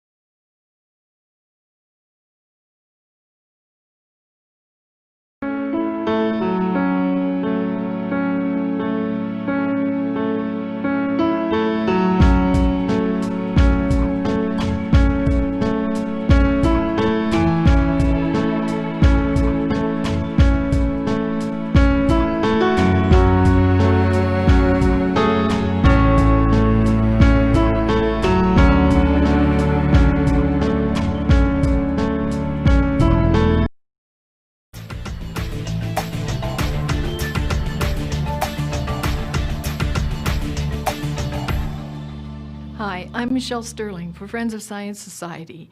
COP26 in Glasgow approaches when the Climateers plan to implement the Paris Agreement Rulebook. Dates for our rescheduled conference in 2021, hosted in Glasgow by the UK in partnership with Italy, have been set to the 1st to 12th of November 2021, but virtual work continues behind the scenes. COP26 has been pushed back due to the COVID-19 pandemic, but as in the past, we expect to see thousands of people who are busy saving the planet to fly into Glasgow. In the meantime, the Climateers are working to take the voluntary Paris Agreement and turn it into a rule book, and that's bad news for Canada and democracy. Remember, Canada signed a voluntary agreement, which required us to do nothing but report on our greenhouse gas targets every 5 years. But activists like EcoJustice are trying to force all kinds of new climate laws on Canadians, using the Paris Agreement and our voluntary, self-imposed targets as justification. And a group of kids are demanding we make ecocide a crime. Should your democratic freedoms be compromised by foreign-funded activists and children exploited by carbon offset kings? In fact, the science of Paris is on very shaky ground. It's certainly not settled, since more than 900 CLINTEL signatory scientists and scholars state that there's no climate emergency and natural forces like the sun are the main driver of climate change. These COPs, or Conference of the Parties, have met every year since 1995. In that time, fossil fuel consumption has risen dramatically worldwide, but the 2018 IPCC SR15 report says we should dramatically reduce the use of coal, natural gas, and oil in the next decade.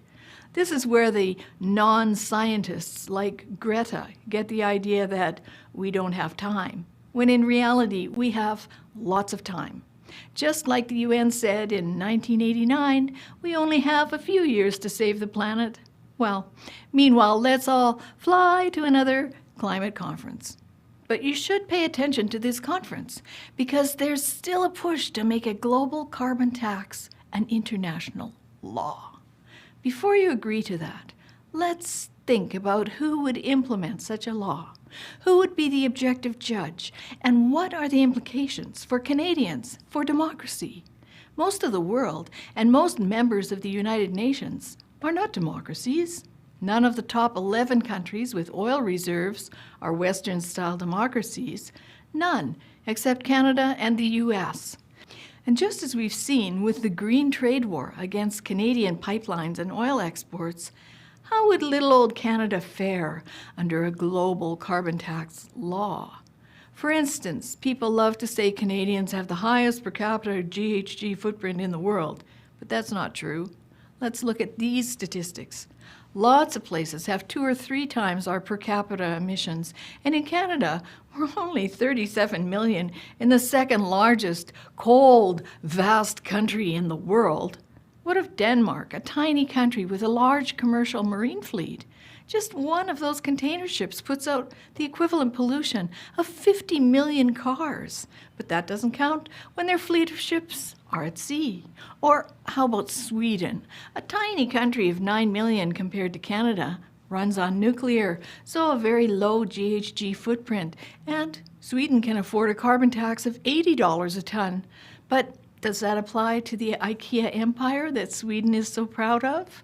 IKEA has 313 stores in 38 countries.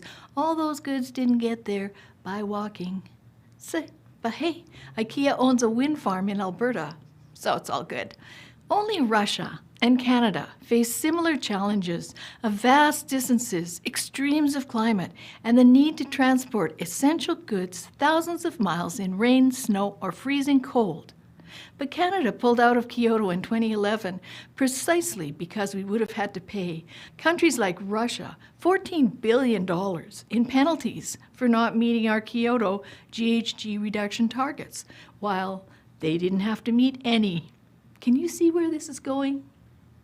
Canada is busy being a climate leader, but it's more like we're carbon dupes. The global average price of carbon is $8 a ton. The carbon price in China, $2 a ton. The carbon price in the United States, $0 a ton. And the price in Canada, $30 a ton. In fact, in Canada, the present combined federal and provincial fuel taxes are already equivalent to a carbon tax of more than $192 a ton. Judith Curry and almost 1,000 scientists of Clintel have determined that carbon dioxide is not the control knob. It's not the thermostat that can turn global temperatures up or down. So a carbon tax is a senseless thing, unless it's just a way for green billionaires to make more billions from you on carbon trading markets. And who will benefit?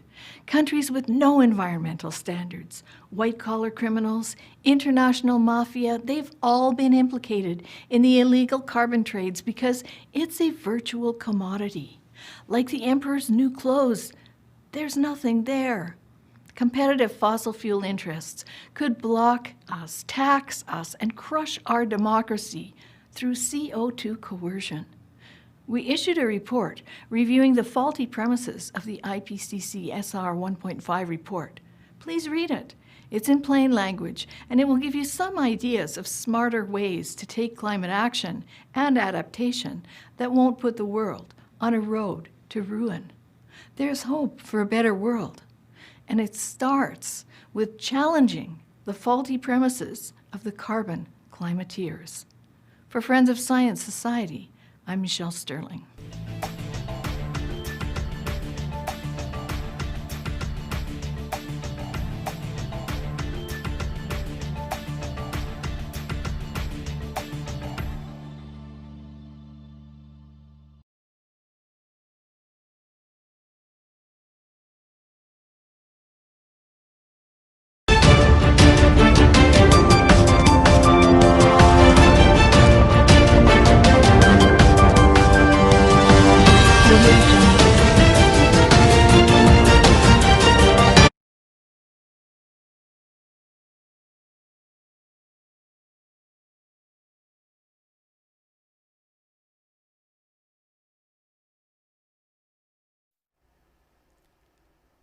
I am delighted by the decision of the Nobel Committee to award this year's Nobel Peace Prize to the United Nations World Food Programme. I warmly congratulate David Beasley, WFP Executive Director, and the entire staff of the World Food Programme on this recognition. The World Food Programme is the world's first responder on the front lines of food insecurity. In my 10 years as United Nations High Commissioner for Refugees, I had the privilege to work hand in hand with my colleagues from the World Food Programme. And I've seen them in the most remote and dangerous locations, with enormous courage, dedication and competence, serving the most vulnerable of the vulnerable people of this world. In a world of plenty, it is unthinkable that hundreds of millions go to bed each night hungry. Millions more are now on the precipice of famine due to the COVID-19 pandemic. There is also a hunger everywhere for international cooperation, and the World Food Programme feeds that need too. WFP operates above the realm of politics, with humanitarian need driving its operations. The organization itself survives on voluntary contributions from UN member states and the public at large. Such solidarity is precisely needed now to address not only the pandemic, but other global tests of our time. We know that existential threats such as climate change will make the hunger crisis even worse. We know that achieving zero hunger is an imperative for peace. A hungry world is not a peaceful world. I salute the women and men of the World Food Programme, and indeed the entire UN team, for all their efforts to advance the cause of peace and the values of the United Nations, today and every day.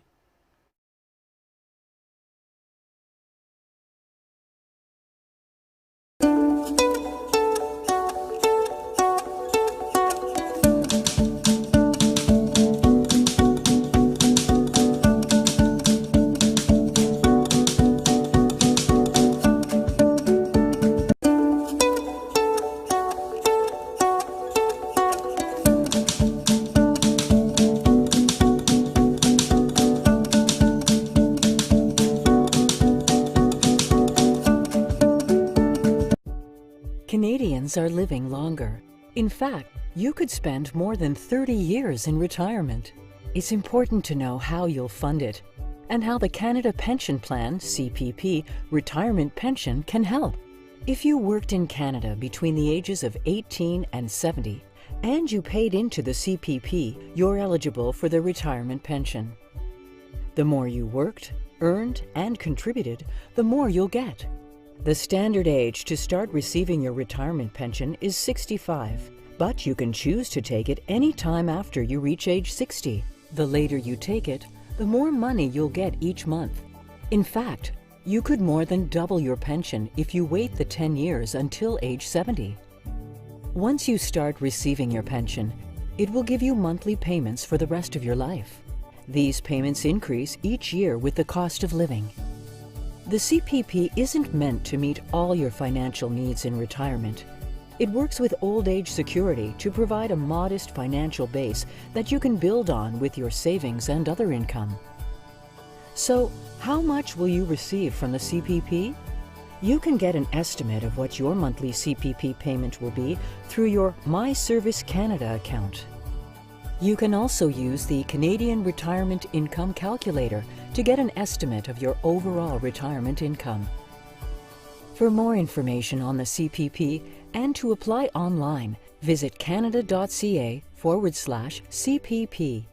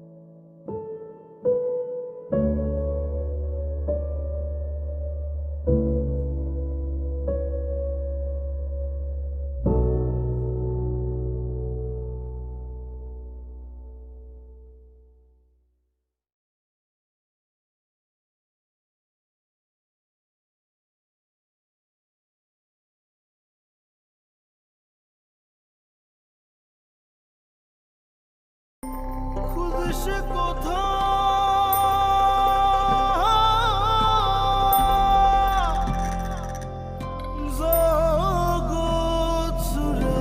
school of life.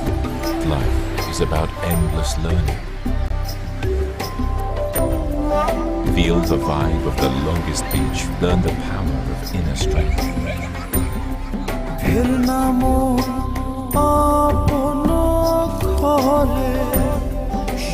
It's Royal Bengal Tiger's territory. For dangerously sweet reward, learn how to collect honey.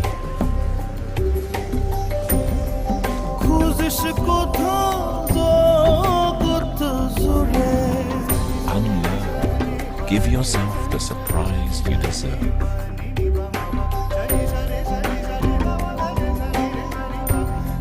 Yes, you always loved racing. Learn to race without wheels.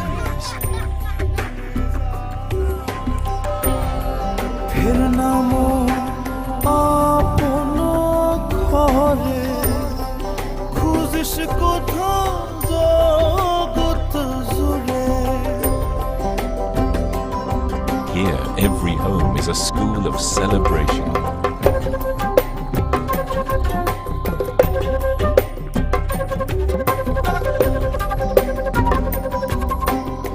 When the heart opens, you suddenly learn to accept the invitation of happiness in its fullest version.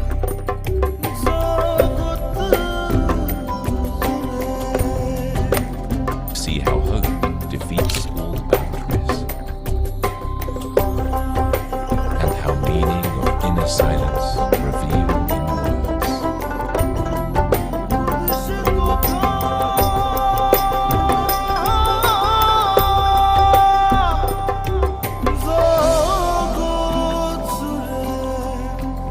Experience the spirit of freedom in the air. The father of nation, Sheikh Mujibur Rahman, liberator of Bangladesh, rests here.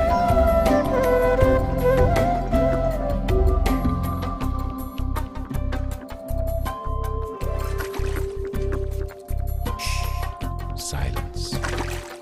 You will learn the true meaning of home here.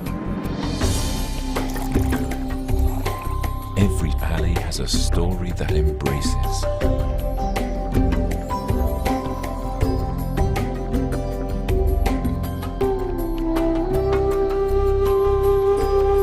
Who else can tell you to love your language more?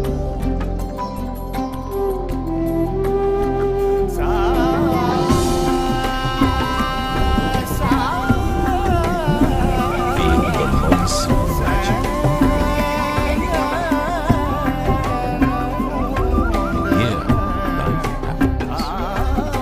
Welcome to the School of Life. Admission going on. Welcome to beautiful Bangladesh.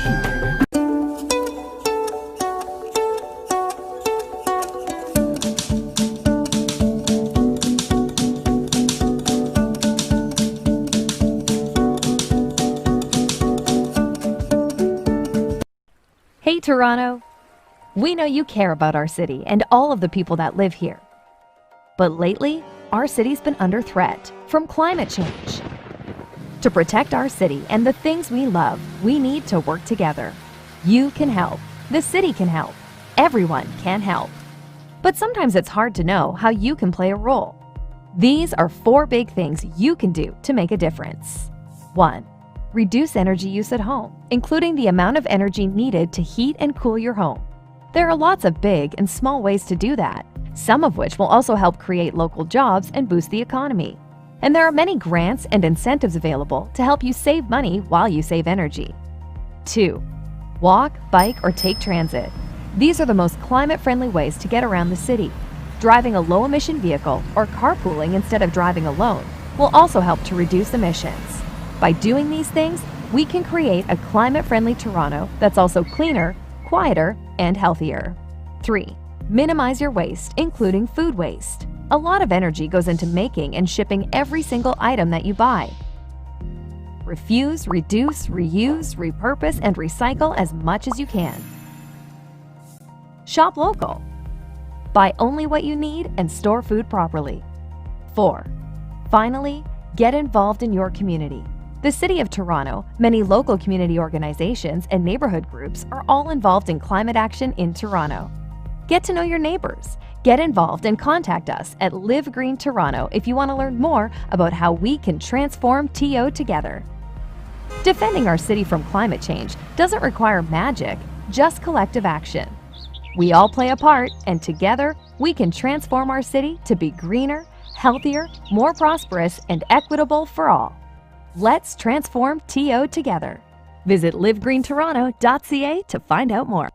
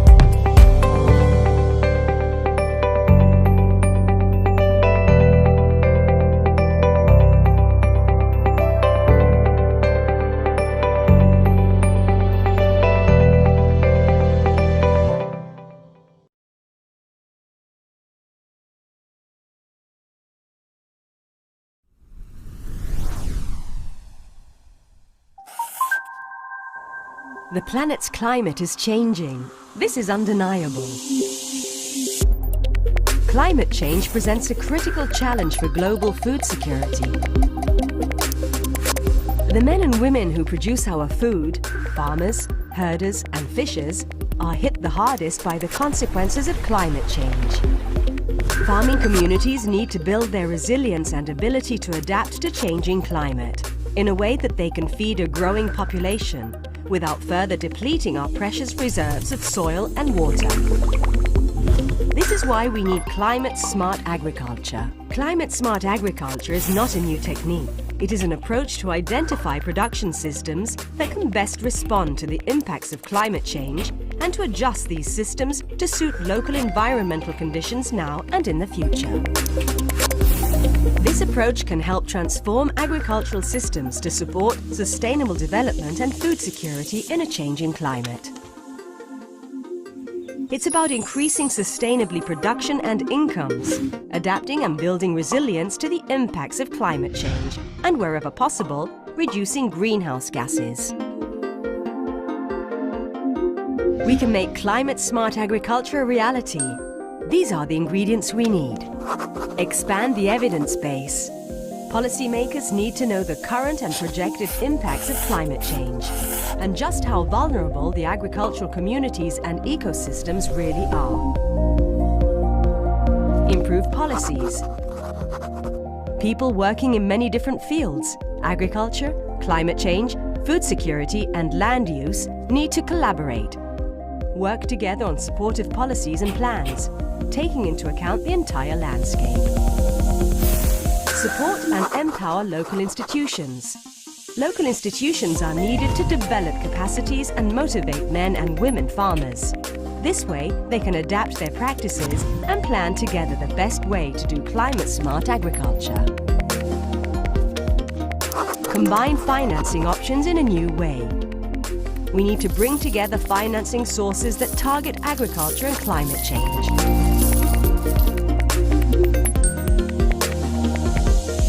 Food security depends on how we treat our planet.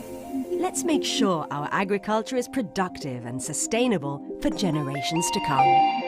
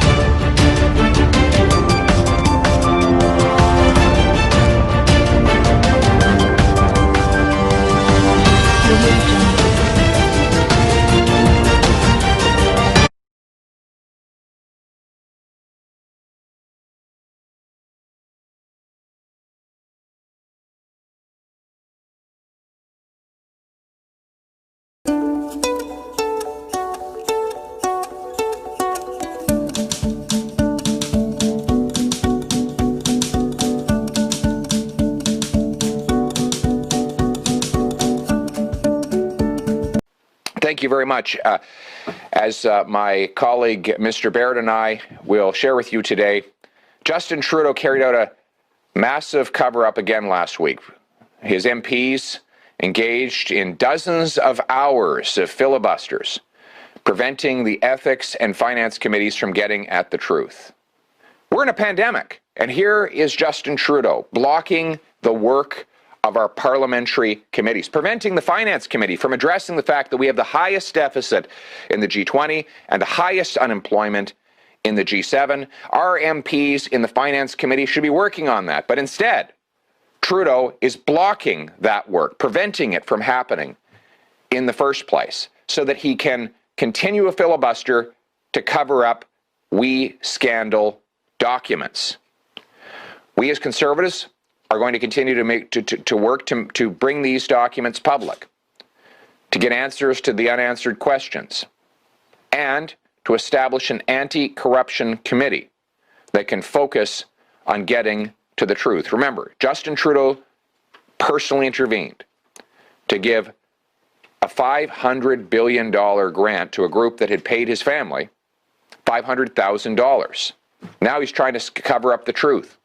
He's trying to cover up whether he got more money than the $500,000. He's trying to cover up the role of his office in handing out that money. He's trying to cover up the fact that public servants may have spoken out against the grant before it ever happened. Well, I'm here today to announce that Conservatives will take any steps necessary within our parliamentary system to get at the truth. We will not stop. We will not relent. And I'm also here today with my colleague, Mr. Barrett, to call on the Prime Minister to end the filibuster, end the games, end the dirty tricks, and end the cover-up so that Canadians can see the truth. We have a pandemic before us. We have record levels of debt and the highest unemployment in the G7. It is time for MPs to get to work on solving those problems, and it is time for Justin Trudeau to end the obstruction that is preventing them from doing so. Get out of the way and let us do our work so that we can get to the truth and get working for Canadians. Thank you very much.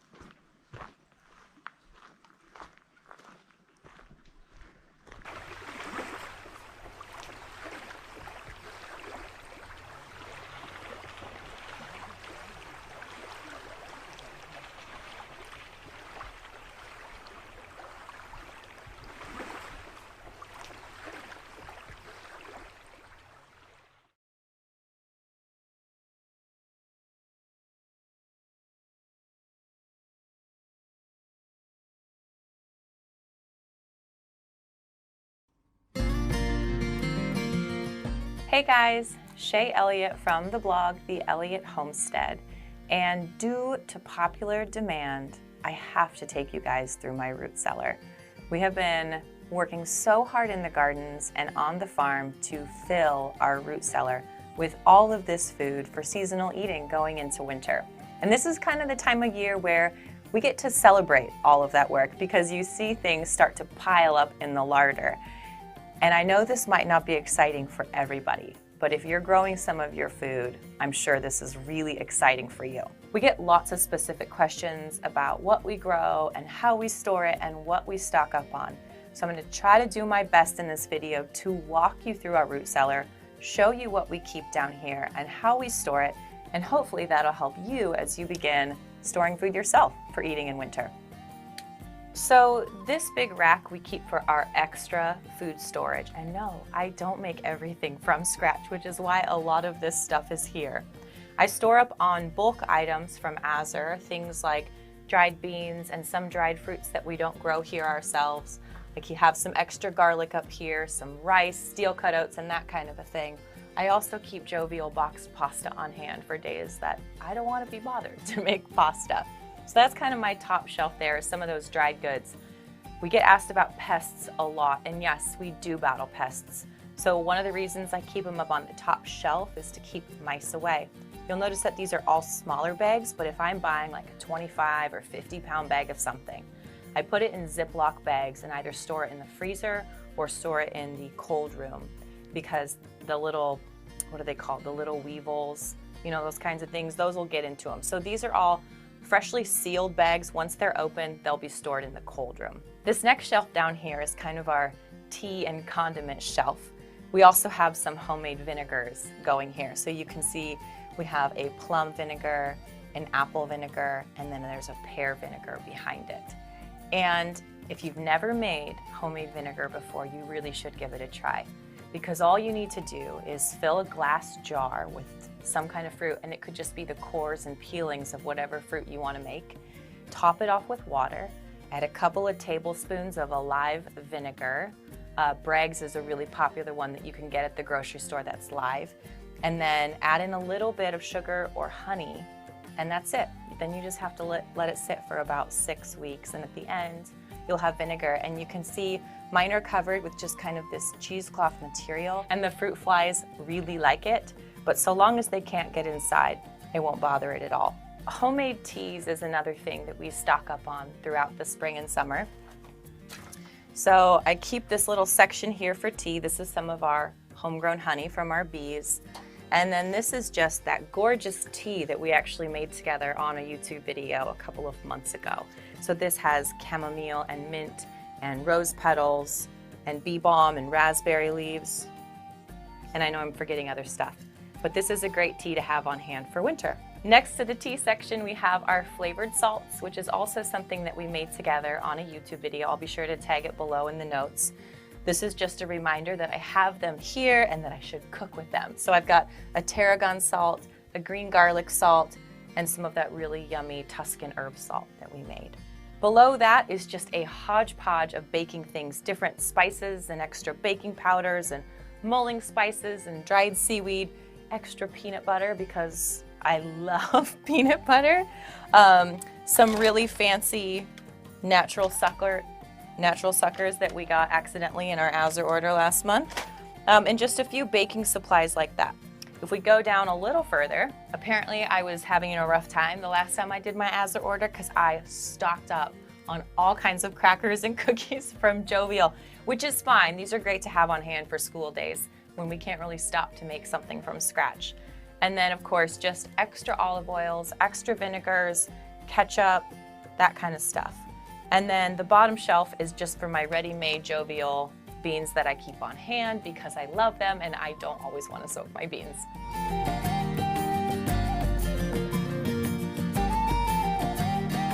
Next to the shelf is something I'm really excited to show you because I've been giving this effort for about 4 years and I think this is the first time I have something to show for it. So let's check out my cheese cave. All right, this is a little wine fridge that we got a couple of years ago. and this is where I keep my cheese. Now, I made myself a promise with cheese making this year, and that's that I wasn't gonna get crazy, I wasn't gonna try anything super fancy, and I wasn't gonna try anything that couldn't be waxed. We live in a really hard environment for cheeses because it's so dry here. So we're constantly having to add humidity. And there are definitely ways that you can do that with a homemade cheese cave. But until my kids are grown and I can give it the attention it deserves, I just simply waste my time making the cheeses and then not tending to them like I need to, not giving them the attention that they deserve. So all the cheese I put up this year are waxed for that reason.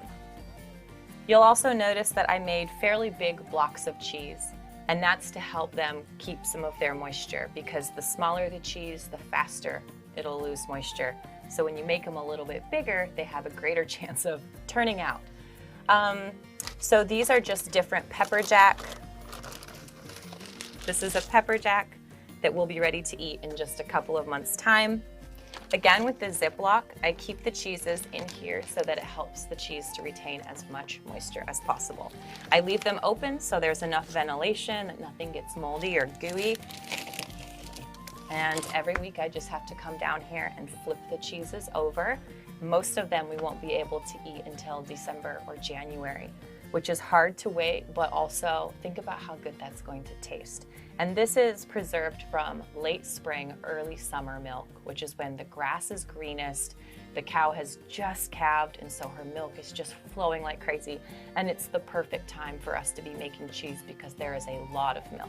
Now you can make cheeses with winter milks, but I mean, winter milk, it's just not the same as spring and summer milk.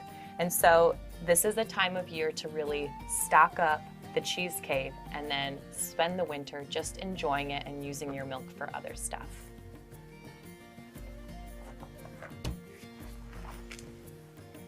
All right, let's talk about the shelving behind me for a few minutes. So on this shelf is just where we keep all of our supplies.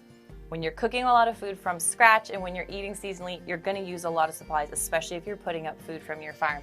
So canning supplies, cheese making supplies, butchering supplies, got a little coffee section here, extra baking supplies, napkins, Tupperware, juicers, all that kind of stuff. It all needs a home. Don't want it to live in my kitchen. I try to keep my kitchen really pared down to what I use every single day. So that's where all of this stuff lives.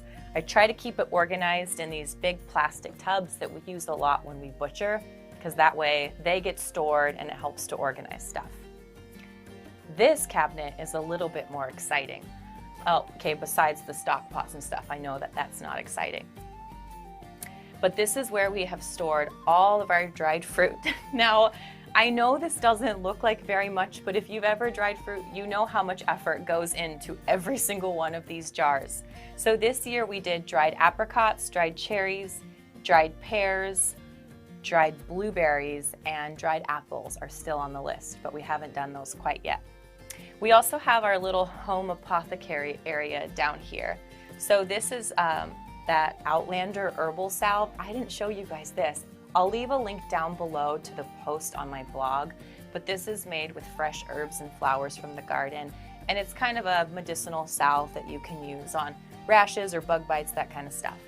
Below that is some echinacea tincture, the 2020 vintage. The 2019 or 18 vintage is behind it, so this one won't be ready for about 6 months. But that's just echinacea flower covered in vodka and allowed to steep down here for about 6 months. And then, of course, a nice spicy jar of fire cider. That won't be ready for another couple months as well. If you've never made fire cider, it's a really easy recipe to add to your repertoire and a really nice kind of backup to have in your home apothecary for when you need to kick a sickness really quickly. That one's gonna be a spicy one because we grew a lot of jalapenos this year. So that's kind of an exciting shelf for me. And then below that, we have this year's shallot harvest and the remnants of last year's shallot harvest that we didn't use. But instead of wasting them, we'll just add them by the handful into our broths and stocks all winter long, and that way they still get used and we can use the really fresh shallots for putting on salads, that kind of thing. All right, next room. So this is the second little room in our root cellar. and this is where I keep my jams and jellies. You'll notice that I don't actually put up that much canned food, mostly because it's a ton of work and I like to ferment things and keep them in the cold room instead. But there are a few things that I will make an exception for. And what I like about having everything out like this is I don't have to make everything every single year. So I made a ton of pepper jelly a couple of years ago and we're still eating on it, so there was no need to make that this year. A few canned peaches at my kids' request, but most of this is just jams and jellies. I'll make sure to link that below because we did make a honey sweetened jam recipe together a couple of months ago here on the channel. And I gotta work and talk at the same time because this is some really fabulous pear butter that we made a couple of days ago that I've been meaning to bring down here.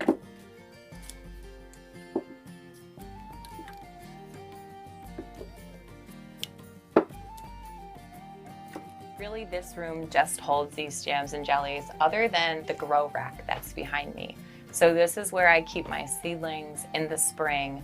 And so this won't see much action for a few more months, but it's here waiting at the ready when we need it. This is a great place for me to have them because I can really keep a close eye on them because I'm down here so many times a day. Okay, now I'm gonna show you probably the most exciting part for me as the farmer, because I'm gonna show you our cold room. This is the fullest that it will ever be throughout the year. Almost every single crop has come in from the fields other than our potato harvest. So this is really its peak moment.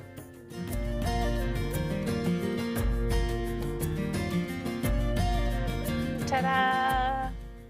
Probably looks a little different than the last time you saw it when we were just putting these shelves in. But here she is in all her glory. Let's just start left to right and cruise through this thing because I don't want to miss any of this goodness that we're going to show you. Shall we start with the flavored gins? This was a project I was really excited about this year. I had no recipe for it. Everything I saw online just used a ton of sugar, so I kind of just made it up and went for it. But gin is my drink of choice, and we had all this gorgeous fruit, and I thought, what would happen if we just filled the jars full of fruit, topped them off with gin, added a little honey, and then let it ferment for about a month? And that's exactly what we did. So my pear gin, as you can see, is still fermenting. The rest of the gins have already been strained from the fruit and then bottled with these little grommet bottles that I just love, with a little label because of course I'll forget, and I am saving these for winter, especially for Christmas. Like that's when we'll break them out. We've got a blackberry gin, a raspberry gin, a pear gin, and a blackberry raspberry gin. Sounds like I didn't have enough fruit. So these are happily storing away there. This was another really exciting one that we made this year, and this is a currant cordial. So our currant bush is finally big enough to give us a big crop of beautiful red berries. And so we simply mashed up the fruit with a bunch of honey and some spices and some water, and here it is. So that one will be good. Again, not quite time yet. Another big one we stocked up on this year was elderberry syrup. We just made this a couple of weeks ago. Again, honey, elderberries, water. I put On Guard essential oil in mine. And there it is, ready for the taking. You'll probably notice all the bins around me, and I can't even tell you exactly what's in every single one. I know we have 4 lugs of beets, which I think are over here. We've got 6 lugs of carrots, which are over here somewhere. And if you've missed our video on how we store those through the winter, I'll tag that below as well. You can see they're actually buried in dirt. This beet was harvested in June, and look at it, it's still solid as a rock. It's perfect. They just have to stay nice and buried in that dirt. This was also the year of the pear for us because we were able to get an entire bin of Bartlett pears from a local farm.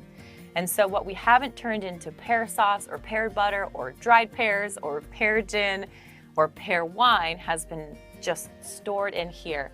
So pears are picked unripe from the tree, and they'll stay that way until you sort of expose them to the right environment. So as long as these stay in here, they're going to ripen really slowly, and we should be able to eat on them well into late autumn.